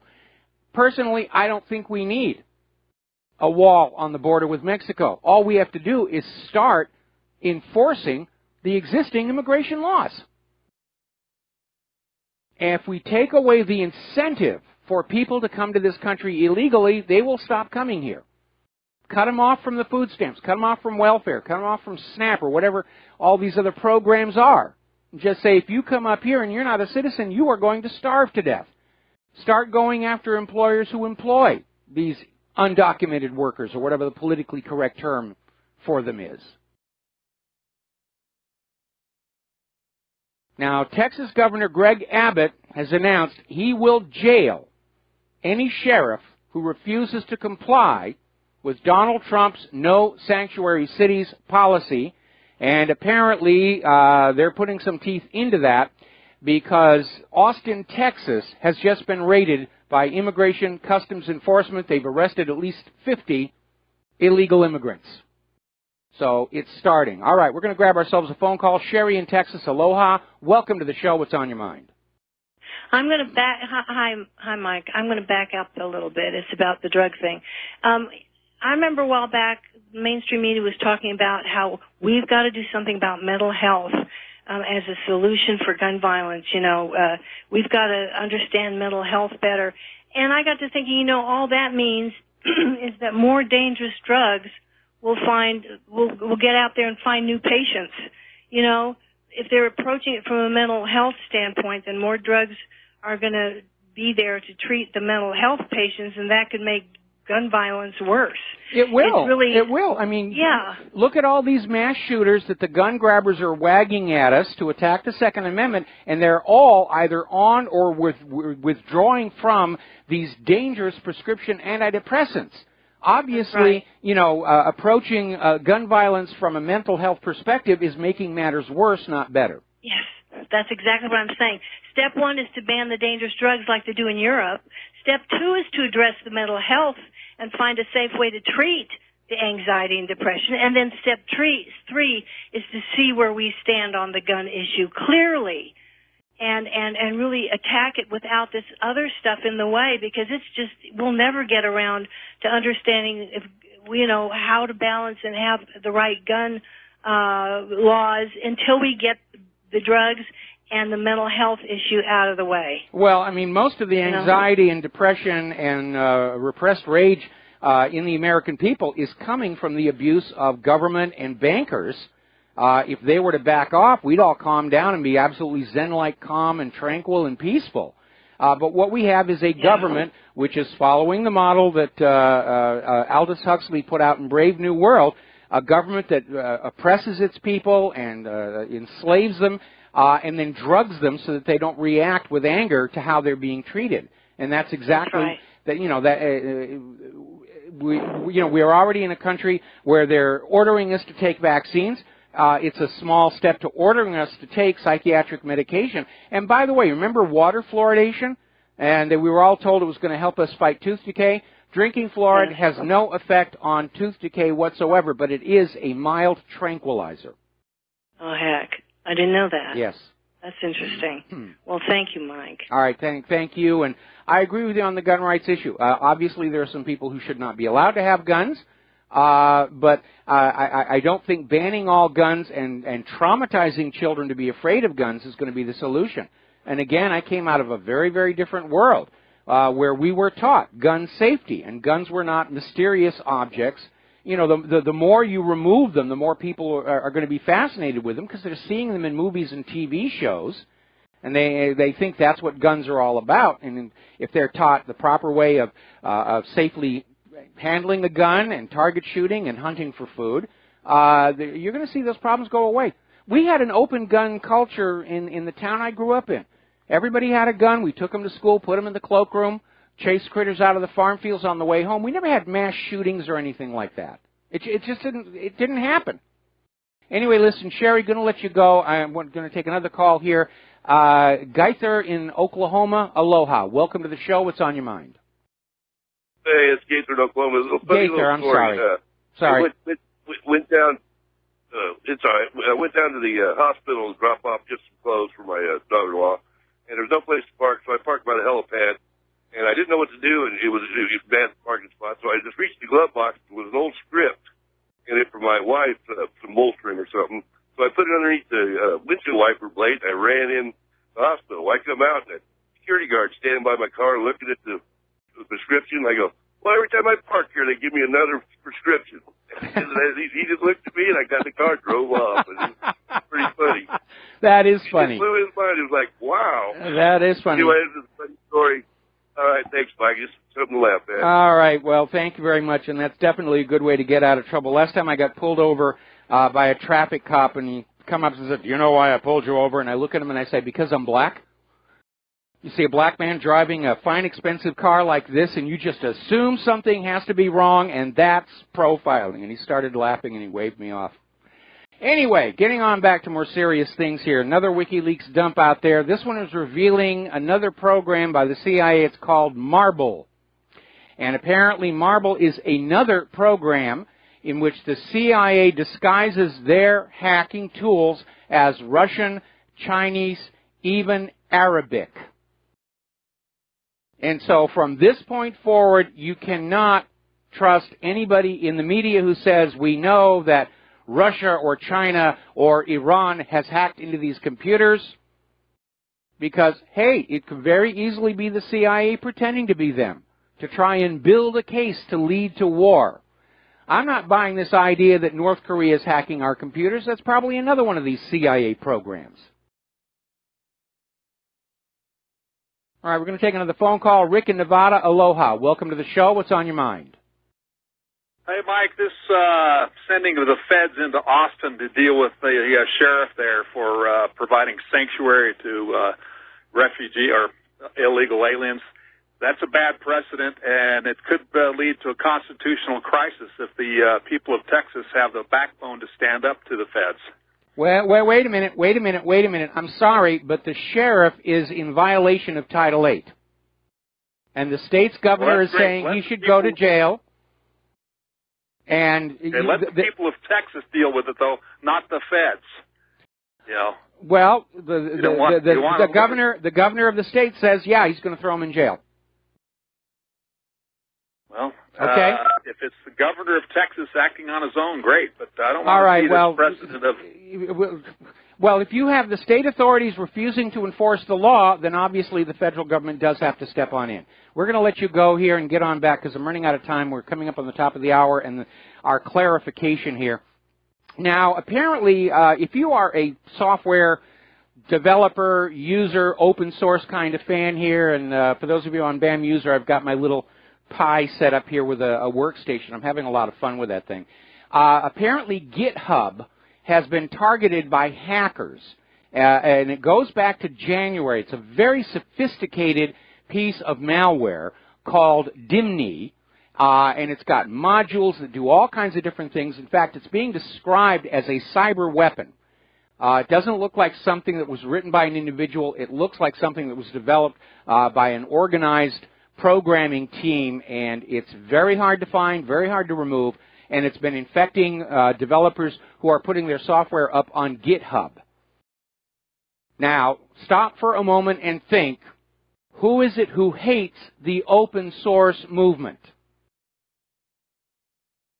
Well, obviously, corporations that want you to buy their software and use it, and obviously the NSA and the CIA, who understand that if you are using open source software that you compile yourself, that you can make sure that it doesn't have their little back doors in there.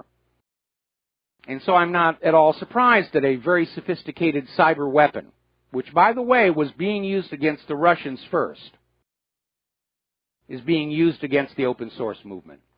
Now then, tomorrow's April Fool's Day, as I mentioned before, but no fooling and no joke, New England is getting snow. They're getting a big storm coming on in. It's going to bring snow to Maine, Massachusetts, and New Hampshire starting later today and continuing through tomorrow. And they're already concerned about widespread power outages because it's a heavy, wet snow. Over in Wyoming, crews are trying to dismantle this 55-foot pound of ice that glaciated out of the snow, built up over the winter, refuses to budge. They may have to take explosives to that. Southern Norway saw a 20-degree temperature drop in just 2 days. Normally, March is supposed to come in like a lion and go out like a lamb. This year it's reversed. It came in like a lamb and it's going out like a lion. And still they're pushing human-caused global warming. And one of the reasons they may be doing it is Al Gore is about to debut his sequel to his mockumentary, An Inconvenient Truth, which has been completely discredited. So Raising on a Busted Flesh, he's coming out with an inconvenient sequel, and they're trying to promote it and get people to see it. I think it's going to be an absolute disaster because we've had it with all this global warming nonsense. Story coming out of the Daily Mail. Climate change takes a toll on mental health and will lead to post-traumatic stress disorder. So it's not what you experienced in the war zones that's messed up your head. It's just global warming here. Al Gore is now out there saying that global warming was the principal cause of the Syrian war, redefining the phrase out of touch, because the principal cause of the Syrian war is the U.S. wishing to replace Bashar al-Assad. But Al Gore's out there hawking his new sequel, and I don't expect anybody's going to pay attention this time. Apparently, something that is not being reported in the corporate media, shale oil production is suffering a massive decline at the moment. In other words, the fracking industry is not producing the payoff that was promised for all the leaking methane and toxic fracking fluid and all the other problems that they've created. It's just not there. And talk about a failed policy and a failed plan. They never got the volume of gas and oil out of the fracking wells that they thought they were going to. And apparently the rates of return are even dropping even more. And it's causing earthquakes all over the fracking states, especially Oklahoma. The quake that cracked the Washington Monument was thought to be caused by fracking. Badly thought out policy. Got to take a break for commercials. We'll be right back. And aloha America, welcome back to our show here.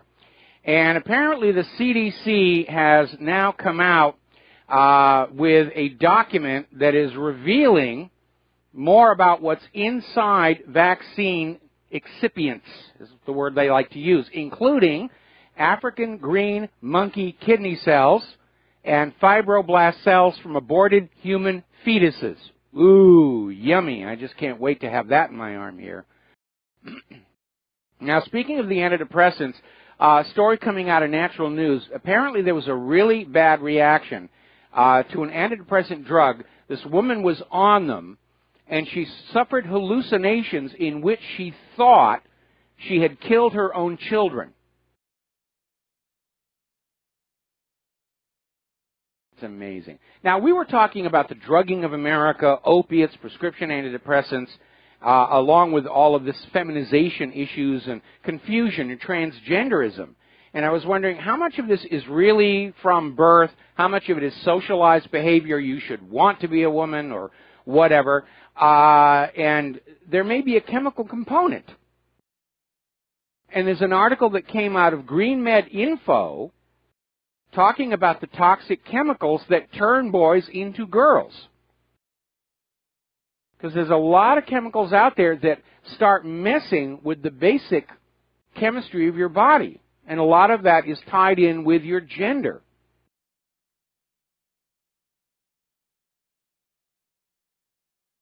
This has to be looked at. This has to be looked at. If this onslaught of these hormone-disrupting chemicals and psychiatric medications, is it turning us into something else? We're going to take a phone call. Boise from Michigan. Aloha. Welcome to the show. What's on your mind? Hi, Mike. How you doing today? I'm doing fine. What's on your mind? Great. And what's on my mind is, let's say day one, they shoot, North Korea shoots a missile over the United States, and the bomb blows up. What happens on day two? North Korea disappears. I'm sorry? Day two, North Korea disappears. Exactly.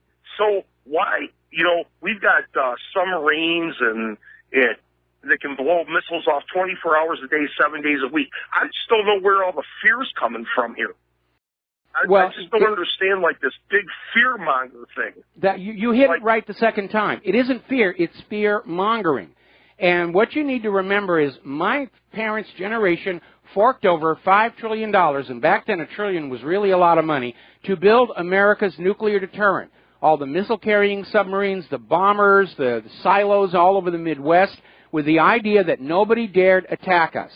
Okay? Now, if that deterrent worked, if it was worth the $5 trillion, then we have nothing to fear from North Korea or Iran or Iraq or anybody else. If it didn't work, then we got scammed again, and we are owed a refund for all that money that went into those holes in the ground. Anyway, boys, And that's a hit. I got to let you go. We got to take station break. We're going to close the phone lines for the lovely Lady Claire. And apologies to those who were waiting and didn't get on. We'll be right back. And aloha, America. Welcome back to our show here, hour number 3. We're going to close the phone lines for a little bit here and talk to the lovely Lady Claire. And Claire, what's the first thing you want to talk about? Well, the first thing I want to talk about is something which, of course, is not being covered at all on the prostitute media, shall we just call it what it is. And apparently, Italy is having this humongous banking crisis. And this is why it's gone off the radar. It's almost so serious that the worse it gets, the less we hear about it. And investors and voters might get spooked. And Italian elections are coming up very quickly. But there was a very interesting article through Zero Hedge that was published in the financial section of the Italian daily Il Sole. And it talks about how serious the situation has become. According to new research by Italian investment bank Mediobanca, 114 of the close to 500 banks in Italy have what are called Texas ratios of over 100%. Now, this ratio is calculated by dividing the total value of a bank's non-performing loans by its tangible book value plus reserves, or as American money manager Steve Eisman put, all the bad stuff divided by the money you have to pay for all the bad stuff. And this is really nasty because the only question that comes to mind is if there's a default on these banks, Mike, will the EU and IMF be able to bail Italy out without invoking the extreme financial austerity on the English people, as happened when the Cyprus banking system fell apart, and also Greece? Yeah, Greece.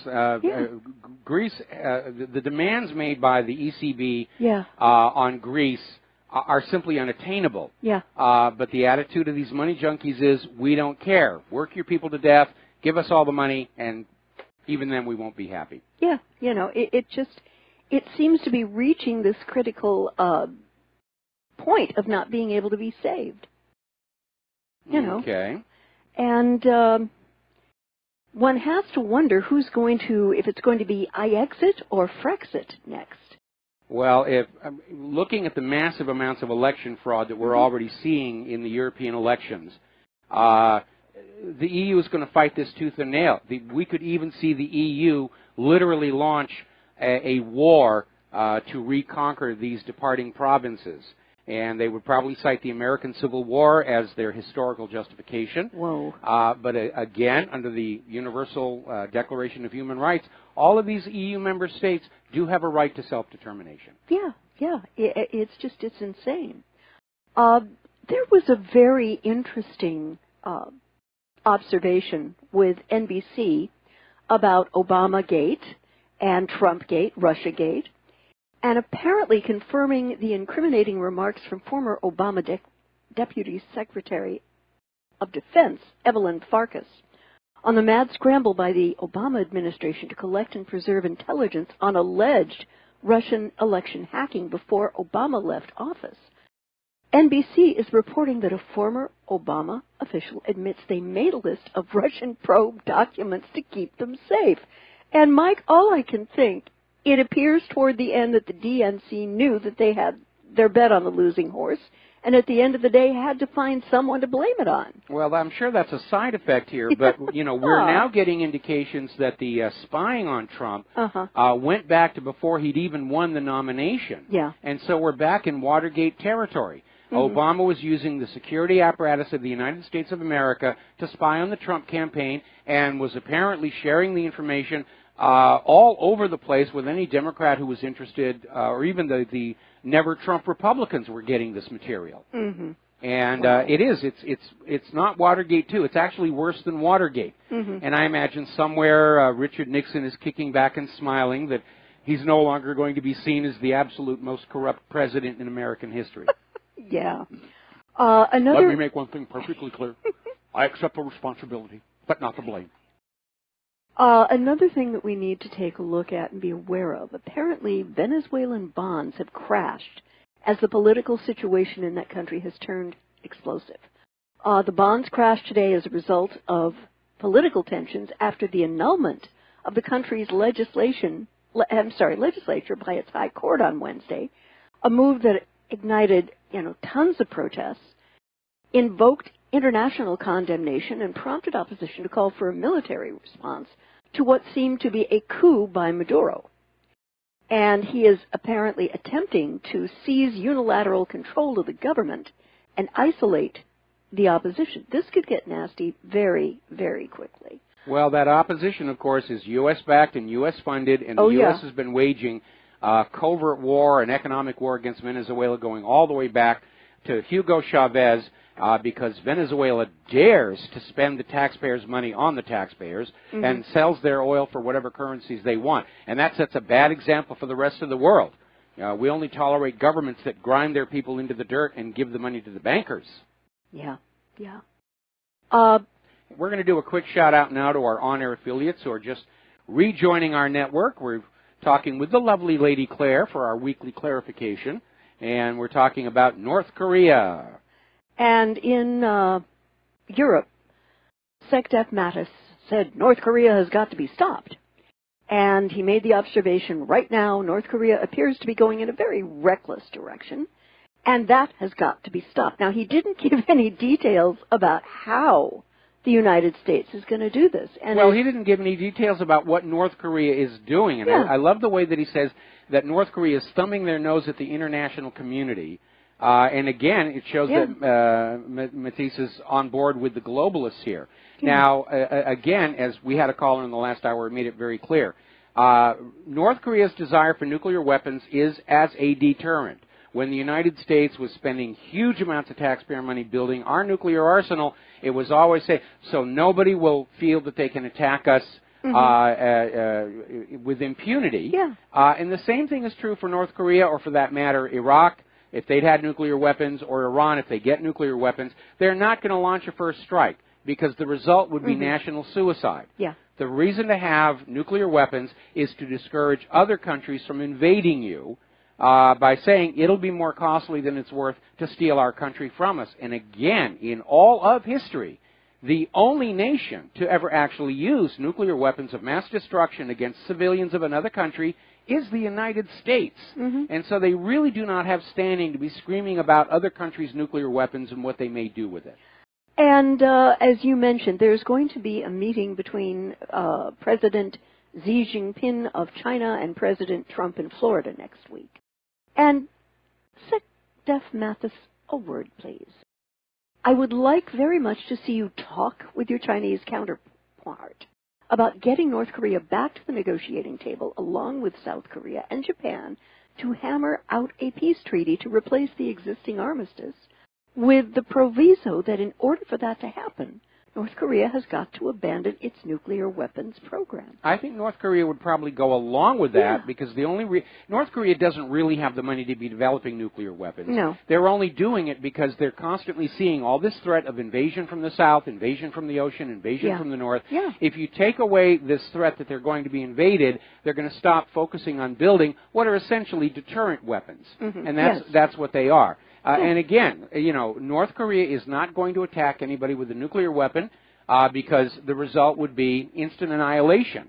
And so I don't have a problem with North Korea having nuclear weapons. I don't have a problem with Iraq having had nuclear weapons, if they ever haven't, and it doesn't look like they did. Or Iran getting nuclear weapons. It's actually going to calm things down. That was the excuse when the nuclear club was basically the U.S. and Russia. It was called mutually assured destruction, and we were told this is what kept the world from going into a new world war. Then, of course, Israel stole a bunch of weapons-grade uranium from the United States, started making bombs, started selling them to other countries like South Africa, and for all we know, North Korea is actually getting their nuclear weapons from Israel. We have no way of knowing that's not happening. In fact, one of the clues that we need to look at is when North Korea had their first nuclear weapons test, there was a surveillance aircraft overhead that grabbed samples of the radioactive fallout, and they found it to be an isotopic match with what was called the Vela incident in the South Atlantic, which was thought to be a joint Israel-South African nuclear test. So there are reasons to say that Israel may have sold nuclear weapons to other countries besides South Africa. And actually the South African deal did not go through that anybody is aware of. Or if it did, nobody knows where those nuclear weapons are now. Oh, that's a little troubling. Yes. It's like... Well, yeah. you know, one of the big problems coming out of the Bush administration, remember that big stink about Valerie Plame? Yes. And they outed her as a CIA agent yeah. to discredit her husband, who was out there saying that there's no truth to this Iraq buying yellow cake from Niger, and in the process destroyed Valerie's CIA career and the company she was working for, which was actually the CIA's facility for tracking nuclear weapons in the third world. And they lost all their contacts, all their support, and literally blinded the United States intelligence community from knowing who does and does not have nuclear weapons. It was a reckless, reckless thing to do. Very much so. I'd like to go on over to Yemen. And it appears that the United States government and military is going to escalate its 2 years war on starving Yemen. Well, we'll teach those people of Yemen to kick out our imposed puppet ruler. What's wrong with those people? Yeah. Once you're conquered, you stay conquered. And the irony of this is a couple of days after the invasion was started into Yemen 2 years ago, General Lloyd Austin, commander of the U.S. CENTCOM, was asked about the objectives of the U.S. support. And his stunning reply remains the most accurate characterization from a U.S. official. I don't currently know the specific goals and objectives of the Saudi campaign, and I would have to know that to be able to assess the likelihood of success. Other than dropping weapons with an unconscionable lack of discrimination and proportionality, it appears that the goals are no more clear to this day. Well, that's because they can't admit what the goals really are. Yeah. And the U.S. had the same problem in Iraq, where Iraq was sold to the American people about, we've got to get their weapons of mass destruction. They assisted in 9/11. Yeah. They're aiding al-Qaeda, all of which turned out to be complete lies. And because they were complete lies, there could never be a perception of U.S. victory in Iraq, because Iraq didn't have nuclear weapons. They were actually ideological enemies with al-Qaeda. And even George Bush later admitted on video, Iraq had nothing to do with 9/11. And so what we have here is a war to reimpose a puppet ruler on Yemen, but that doesn't sound really good to the American people who are being asked to spend their tax money on these wars and sacrifice their kids and send their children to be killed and crippled in these wars. And they don't actually have a propaganda cover. They don't have a Maskarova on this one. So that's why he's saying, I don't have a clue what we're doing here, but we're making a heck of a lot of progress. And I must tell you, and I've got to tell our readers and our listeners, I am profoundly morally uncomfortable that my country, the United States of America, has chosen to be actively complicit in Saudi Arabia's war crimes in Yemen. And make no mistake, folks, these are war crimes of the highest magnitude. The Saudi military is routinely assassinating and maiming Yemeni children with their bombing runs. The Saudi blockade of Yemeni ports has left Yemeni children starving to death of malnutrition. And due to the massive growth of stillbirths, infant deformities, and cancers in Yemen, it's a pretty darn safe conclusion to draw that the Saudis are using depleted uranium weapons here. And those are terrible. The gift that keeps on giving. The half-life of depleted uranium is 4.5 billion years. And the U.S. is apparently trying to solve part of its radioactive waste problem by turning them into weapons and making it somebody else's radioactive waste problem. And, of course, the problem is the depleted uranium in the weapon, it's a big solid chunk. You can pick it up and throw it in a burial site easily. But once the weapons are actually employed, they vaporize on impact, and it creates this cloud of ultrafine depleted uranium particles that mix in with the soil, and when the wind blows, you breathe them in, and you cannot get rid of them. It's in the food, you eat it, and every place depleted uranium weapons are used, we see this result of massive birth defects following. It's happened in Iraq. It's happening among our veterans returning from the war zones, people who've been exposed to these weapons. I knew somebody who had been a weapons loader for the A-10 attack plane, which uses depleted uranium shells, and he had come on back, and he was a fellow Amiga developer, and he came down with cancer and died. So, it is horrific, and we're going to try and raise a little more public awareness about what these depleted uranium weapons are doing. Because, I mean, do we not have enough problems with the radiation pouring out of Fukushima and Hanford and Whips and Turkey Point now, 3 Mile Island, all these other places? We're making the problem worse by shoving this stuff all over the planet. And I've got to tell you, and I've got to tell our readers and listeners, this is one of the most horrific forms of child abuse I can think of. Deforming and poisoning children in the womb through exposure to these weapons, and yet, apparently the Royal House of Saud, the Saudi government, and the U.S. government are perfectly comfortable destroying not only the lives of these children, but the lives of the families as well, because there is no remedy. No, there isn't. It's a one-way trip. It's a one-way trip. And once the damage is done, there's currently no way to undo it. But remember, according to the corporate media, you should not feel bad about all these deformed children and all these war zones, but please feel really sorry for the victims of the terror attack in London. That's who you should be crying about. But pay no attention to all these other civilian casualties and deformed babies. And we're not buying it. We're offended by this action. It is a war crime. By any reasonable definition, depleted uranium ought to be considered a weapon of mass destruction. Again, because when it's employed, it vaporizes and it spreads and it blows before the wind, and it does basically contaminate everything downwind of the intended target. That's a weapon of mass destruction right there. And I am profoundly reminded in this obscenely callous disregard for human life, as reflected in these Saudi military tactics, of the comments made by the papal legate at the siege of Montségur against the Cathars. When the guy was informed that not only men were in the besieged castle, but women and children were also there, he said, "Kill them all. God will find his own." And they made him a saint for that, St. Dominic. Oh, boy. And they're talking about U.S. boots on the ground in Yemen and more airstrikes.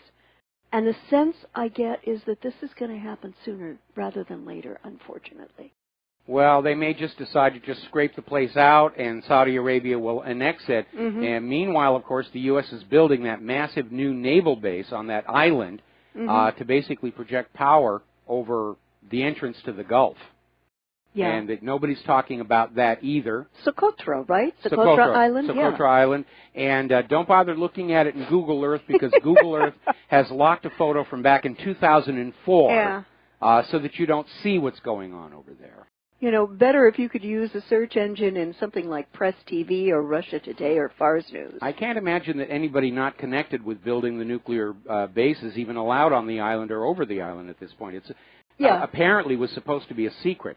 So don't tell anybody, okay, that we told you. Okay? And it's a secret. Yeah, right. And they're bringing in a ton of foreign workers. Apparently no American workers are allowed out there. It's all foreign workers. Well, I'll bet the Bin Laden family's getting a huge piece of this action. Oh, probably. Probably. The Bin Laden family is good buddies with the Bush family. That's why they get all these war zone construction contracts from the U.S. government. Anyway, we've got about a minute and a half before the break. What's next? This comes out of Global Research and is an article by Stephen Lendman, a gentleman to whom I link frequently because now Stephen and we have an agreement to disagree on some areas, but he is very powerfully clear and intelligent. Apparently, Russia is now fearful of a U.S. preemptive nuclear attack. And according to Russia's General Staff Deputy Head of Operations, General Viktor Poznikir, the presence of American ABM sites in Europe and ABM-capable ships in the seas and oceans close to Russia's territory creates a powerful clandestine potential for delivering a surprise nuclear missile strike against Russia. Oh, and small point, all these ABM sites and ABM-capable ships are a violation of the ABM Treaty. We'll be right back. Aloha, America. Welcome back to the show. And Claire, what's your next story? Well, apparently there was an anniversary of sorts of the EU in Rome, which was on lockdown for it. At the event, the communique that was adopted was basically the EU's response to Brexit. The EU is trying to survive as a coalition of nationalistic regimes held together by aspirations to become an aggressive military bloc rivaling the United States. Now, that's not the majority opinion of the member states of the EU. That's coming out of Brussels. Right. And Britain. And to a lesser extent France and definitely Germany. But the rest of those countries, they don't want to be a military bloc. They don't want any more war in their front yards. Yeah. They have a very clear memory of what war feels like, and they don't want to have to deal with it again. And my observation is, Mike, under its current situation, it's unsustainable at any speed. And both Greece and Italy are falling apart so quickly economically as to give one whiplash in watching these economies plunge. Absolutely. And have you noticed how Cyprus is no longer in the news? They don't want you to know how bad things are over there. And how bad are they? They're so bad. Yeah. Again, the European Union was created with a built-in self-destruct device called the European Central Bank, another privately owned bank that is allowed to create money out of thin air and loan it into circulation at interest, and it's naturally unstable. You cannot keep it operating over time. It's plunged Europe into hopeless debt, much as the Bank of England plunged the American colonies into debt, because that's what they do. Private central banks are all about enslaving the people with debt, looting their wealth, putting it in the pockets of the bankers. They've been doing it here in the United States for 100 years. They've been doing it in Europe for however long the EU's been around, and everybody's fed up with this because inevitably this practice leads to a war. When governments are so far in debt, they look to loot other people's wealth to pay off their debts, and the banks will actually try and cause wars, because wars will cause countries to borrow even more.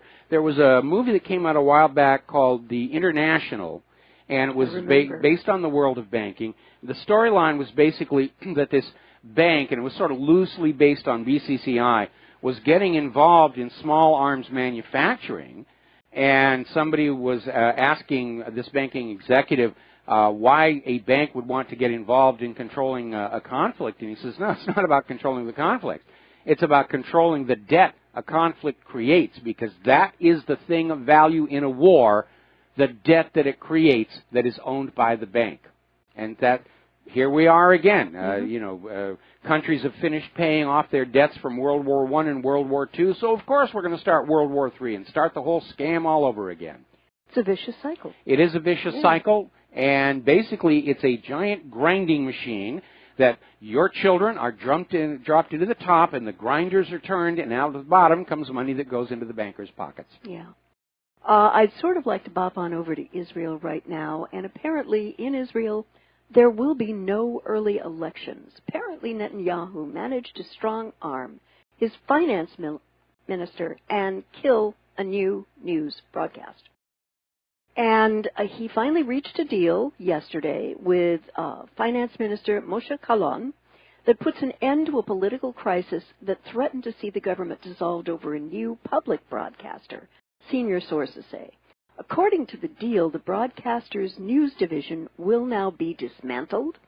And earlier this month, the Prime Minister announced he was thinking about a compromise to allow Kan, the new public broadcaster, to launch, but only following enactment of new legislation giving the government more influence over the news authorities. So you can have a public broadcaster as long as we, the government, tell you what to broadcast. Gee, that sounds familiar. Yeah. Okay. And this is really the fact that the Israeli people don't have a pretty more immediate choice on its leadership is a real tragedy. Because in my view, Netanyahu is going to take Israel to war, and possibly to war that it cannot be successful in. Well, Israel has an escape hatch. They start a war with somebody like Russia, then they stand off to one side and let America come in and finish it up. We got to take a break for commercials. We'll be right back. Aloha, America. Welcome back to our show here. And what is your next story, Claire? Well, a gentleman by the name of Yuval Steinitz, who is Israel's national infrastructure, energy, and water minister, gave a very interesting interview to the Jerusalem Post, in which he claimed that a Iran's traction in Syria is a greater threat to Israel than is ISIS. And he made the statement, it's very easy and convenient to focus on ISIS, he told the Jerusalem Post. But we have two challenges in Syria. One is ISIS, the other is Iran.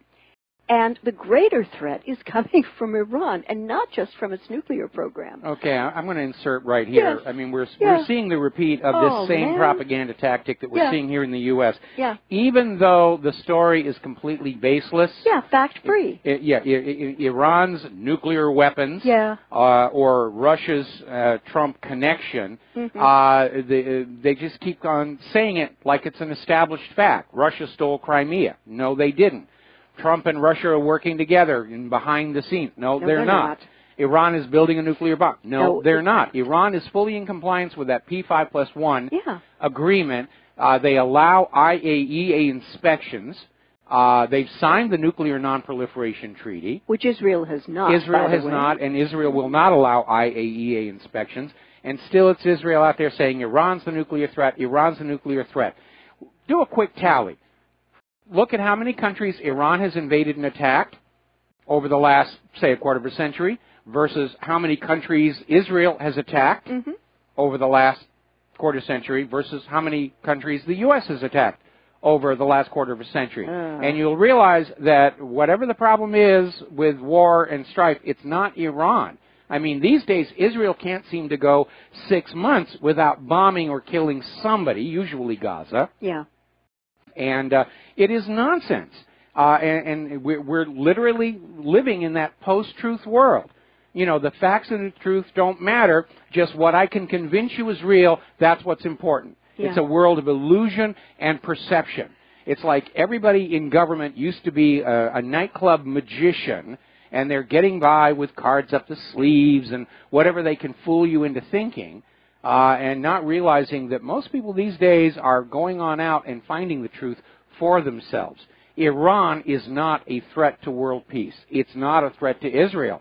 The reverse is true. Israel has made no secret of the fact they want Iran destroyed. Yeah. John McCain, who's very good buddy with Israel, wants Iran destroyed. All of these people want Iran destroyed. Iran is not returning the favor. By the way, there's a great video. Thank you. That you should hunt down on YouTube. Please don't tell my mother I'm in Iran. And it's actually a documentary made by a Jewish individual who actually went to Iran to find out if it was really the den of iniquities that the media says it is. And what he found is a bunch of people just living their lives, worshiping as they choose, doing business, taking care of their families, just like you and I, ordinary people. And again, it's like this EU Parliament went on down to Syria and discovered that what's going on in Syria is completely different from what the corporate media is putting on out. Absolutely. And again, the war hawks, we can tell who's initiating all this war. It's not Iran. Yeah. It's the U.S. and Israel that are, leading the world into a new nuclear world war. And I'll tell you right now, if Israel could find some way to trick the U.S. and Russia into a mutually destructive nuclear war, Israel would come out on top. With their nuclear arsenal, they would control the Middle East, and through the Middle East oil, they would control the world. And you'd better understand that inside Israel's government, they're seriously talking about that as a possibility. Yeah. And the other thing I notice with the Israeli government, they're constantly trying to put their people, the Israeli people, in a constant state of fear. Oh, absolutely. If the Israeli people ever calmed down and started thinking, the current government of Israel would be in serious trouble. The same thing is here in the United States. That's why they're ramping up the ISIS booga again. Yeah. They need to keep you afraid of ISIS, keep you afraid of Russia, keep you afraid of the abominable snowman, whatever. But as long as you're afraid, you are emotionally, psychologically dependent on them, and they maintain control. I remember a statement on this that Marie Curie, the co-discoverer of radium, stated. Yes. She said, "Nothing is to be feared. Everything is to be understood." And when you understand the facts and you pull back a little bit and you see what's going on, the state of fear in which the U.S. government is trying to enmesh their own people is a psychological tool. again, going back to the Cold War of the 1950s and 1960s. It was constant. It was in the schools. Russia's going to come and get you. The commies are coming to indoctrinate you. The commies have got nuclear. They're going to do this. They're going to do it. It was a constant drumbeat of fear. Be afraid of these people and obey us, and you will be safe. And now they're trying to do it all over again. Fool me once, shame on you. Fool me twice, shame on me. Absolutely. So there, George W. I'd like to go over to Bahrain, which is the home of the U.S. 5th Naval Fleet. Apparently on Wednesday, Secretary of State Tillerson lifted the government's human rights restrictions on arms sales to Bahrain in a move that Amnesty International called galling and a dangerous signal. The State Department notified Congress of its intent to proceed with the sale of F-16 fighters and other weapons to the Gulf Kingdom without the human rights conditions. Which is kind of hypocritical looking at the United States anyway, which is violating human rights around the world between drone strikes and torture, and it really is a ridiculous situation here. And I wish the United States government had the courage to stand up and say, yeah, we admit it, we're dictators, we're tyranny, we're committing war crimes around the world, and just get used to it. And again, the U.S. will use human rights violations as an excuse to invade other countries and change their government. But if a government of a country that is actually committing human rights violations is friendly to the United States, then no big deal, and here, have some F-16s. President Trump's administration is beginning to rapidly disappoint me. I agree. And right now, looking at this dropping the human rights thing in Bahrain, Trump is well on his way to becoming the AFAB president. Anything for a buck for his defense corporate buddies. Okay, now, I want to step in here a little bit because what we're seeing, we're hearing about this stuff. It's coming out of the State Department. It's coming out of here, coming out of there. Yeah. I think we need to hold open the possibility that Trump is right now overwhelmed with all this Russia nonsense, this Obamagate nonsense, and many of these decisions are actually being made by subordinates that he may not be wholly on board with. We had somebody who called into the show the other day and said much of this warmongering against Russia appears to be originating within NATO rather than the U.S. Okay. I would like Donald Trump to put his foot down and actually show us what his real policy is going to be on this, because he did campaign on no more of these foreign U.S. interventions. Yep. And if, in fact, Donald Trump is approving these escalations in Syria and selling of the weapons of Bahrain, then clearly this is a campaign promise that he has broken. And, yes, I, too, am very disappointed in him as well. I still maintain that Donald Trump at his worst is still better than Hillary Clinton at her best. Yes, I would tend to agree. But unfortunately, the sale is a message calculated to give any despot on this planet who are massively suppressing their own people a moment of pure and outright joy. As long as they're aligned with the U.S. of course. policy. Of course, if you're despot oppressing your people and you're not doing business with the U.S., then we're coming to get you. Yeah. There was an article I read in What Does It Mean about Russia, and apparently Putin is ordering to draft over 140,000 men into the army this spring. Now, this would not be so worrying because Russia does conscript. However, when it is combined with the following article, again from TASS.com, and I encourage people to read the English language version of this because they're very clear, the conclusions are worrisome in the extreme. Putin has now beefed up the number of his troops in the military to nearly 2 million. Well, That's wouldn't you? A lot I mean, of guys. Let's look at it from Putin's point of view. Oh, yeah. He's hearing all this Russia bashing coming from the U.S. government. He's seeing all these American war hawks like John McCain openly talking about war with Russia, war with Russia. Yeah. He's seeing this massive buildup of troops and machinery along the border with Russia. From Putin's point of view, it looks like the NATO is getting ready to invade Russia. Well, that was my observation with this added troop strength. It appears that Putin, and you and I know he's a great chess player. I bet you'd love to play against him just to see what he could do. I don't need to be that humiliated. I quit playing chess when my iPhone kept whipping me because I won't accept such upstart behavior from appliances. But it appears that he's hedging his bets on some kind of a false flag to be blamed on Russia where NATO just goes in, because NATO it's been like Pac-Man. It's been absorbing these Eastern European countries and placing troops and materials. They're building a front to go into Russia, and I'm sure that Putin remembers very clearly how close the Nazis got to Moscow, and he's got no intention of letting that happen again. I don't blame Putin one tiny bit. Nor do I. He's being very cautious and very prudent in the face of all of this warmongering by the U.S. and by NATO. He has to understand that he's been an enemy of the West ever since he took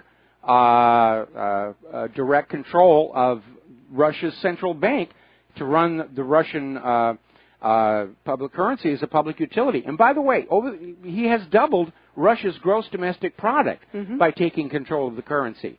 And that, too, is making him an enemy of everyone in the West because, again, if Putin takes control of the central bank and Russia's economy is improving, then everybody else around the world is going to say, well, let's have our government take control of that private central bank and do the same thing that's working for Russia. And, of course, that was the reason everybody ganged up on Adolf Hitler, because he kicked out the private central bank imposed on Germany by the Treaty of Versailles and created a new value-based currency, one that wasn't borrowed at interest from a private central bank. And Germany's economy just lit up. It was called the German Miracle. Time magazine made Hitler their Man of the Year for 1937 because of this amazing transformation where Germany had gone from this country suffering under hideous inflation and poverty and starvation, and all of a sudden it was a manufacturing powerhouse just because he got rid of the private central bank. And, of course, that made him the instant enemy of every other private central bank everywhere on planet Earth. Right. And these private central banks turned around to their governments, who are slaves to the debt, and said, you will go and kill this upstart because we can't have this example in the world. It'll give the ultimate slaves, the ordinary people, uppity ideas about getting rid of private central banking. Right. And another thing that Russia has chosen to do, which I think is great, they've chosen to be growing non-GMO food, and the world is beating a path to their doorstep for it. Absolutely. Yeah, and this dovetails into my next article, which is that EPA chief's refusal to ban brain-damaging pesticide shows profit trumps public safety. And what this guy did, gentleman's name is Pruitt, defying the recommendation of his own agency's scientists. Environmental Protection Agency Administrator Scott Pruitt has refused to ban a widely used pesticide that has been linked to learning disabilities in children. Pruitt's order, signed late Wednesday, allows chloropyrifos, an organophosphate insecticide that's been used on crops from broccoli to cranberries since the 60s, to remain on the market for agricultural use. The EPA proposed in November of 2015 under the Obama administration to permanently ban the chemical on food crops, citing potential risks to human health. The move stemmed from a 2007 petition filed by the Natural Resources Defense Council and the Pesticide Action Network North America. This makes me very uncomfortable. Anything that is linked to learning disabilities in children, it shouldn't be anywhere near the food chain. But as consumers, we have the absolute right to protect ourselves and those we love from these harmful chemicals. Now, wherever you buy your vegetables, take a note of what company produces them. Call them and find out if those veggies or fruits are sprayed with help me out with this, chloropyrifos or glyphosate. Glyphosate. And persist politely in these phone calls until you get an answer one way or the other. Go back to where you buy your fruits and vegetables and politely tell them that you no longer can buy them because they are sprayed with harmful chemicals which have been proven to cause brain damage in children. Well, here's the problem. We've reached a point right now where it's almost impossible to find any food that isn't contaminated with these toxic chemicals, all in the name of maximizing profitability. And it's another sign of just how incredibly corrupt our entire establishment has become, where concerns about safety and health just aren't a factor. We have literally devolved to a society in which if it makes money, it's good, If it's not making money, it's bad, and there are no other considerations. I was just looking on the Fox News feed here, and even they're talking about this epidemic of opioid abuse, and they're talking about prescription opioid abuse, where doctors and pharmacies are prescribing this stuff and selling it, knowing it is addicting, and knowing that once they can get a patient hooked on it, the money will continue to flow forever. And frankly, I'm having a really hard time finding the line between the illegal drug industry and the legal drug industry. I hear you. I hear you, dear. Okay. And that kind of leads into my next article. There is a new law which was passed very quietly in December, which means you could be the subject of a vaccine or medication experiment without your informed consent. Yeah, we talked about this one a little while ago, and basically up until this law, the idea was that you, if you were going to be a subject for a medical test of any kind, the doctor, practitioner had to sit down with you and say, we're going to be trying out something new on you. We think it may do this. It could also have these negative impacts. Is it okay if we proceed? And you could say yes or no. This new law is basically a gift to the pharmaceutical industry to test on people without their knowledge. Yeah. Because the new law is that the informed consent is waived if it's determined that the experimental drug or treatment poses only minimal risk to the patient. But how do they know that, Michael? Well, apparently That's it's the up to problem. the pharmaceutical companies and the doctors to decide. There is no actual definition of what they consider minimal risk, you know, and they could be experimenting with a drug that causes your arms to fall off, but that's a minimal risk because you're still going to have your legs. And, you know, carried to an extreme. Again, look at the Tuskegee syphilis experiment to see what these people can do. We're going to take a break for commercials. Back with the last segment of our program after these few words. Actually, don't call. The lines are still closed. This is our last segment of the program today on this Pauhana Friday here. We're going to do a couple more stories and then do our sign-off here. Your next story. This comes to us from Zero Hedge, and it's titled The Ticking Time Bomb That Will Wipe Out Virtually Every Pension Fund in America. And it talks about people thinking that they're secure with their pensions. And Bloomberg apparently published an editorial entitled Pension Crisis Too Big for Markets to Ignore. And what it did was it simply confirmed what a lot of people already knew to be true. Apparently, pension funds all over this country are terribly underfunded, and they have been pouring mind-boggling amounts of money into very risky investments, such as investment stocks and commercial mortgages.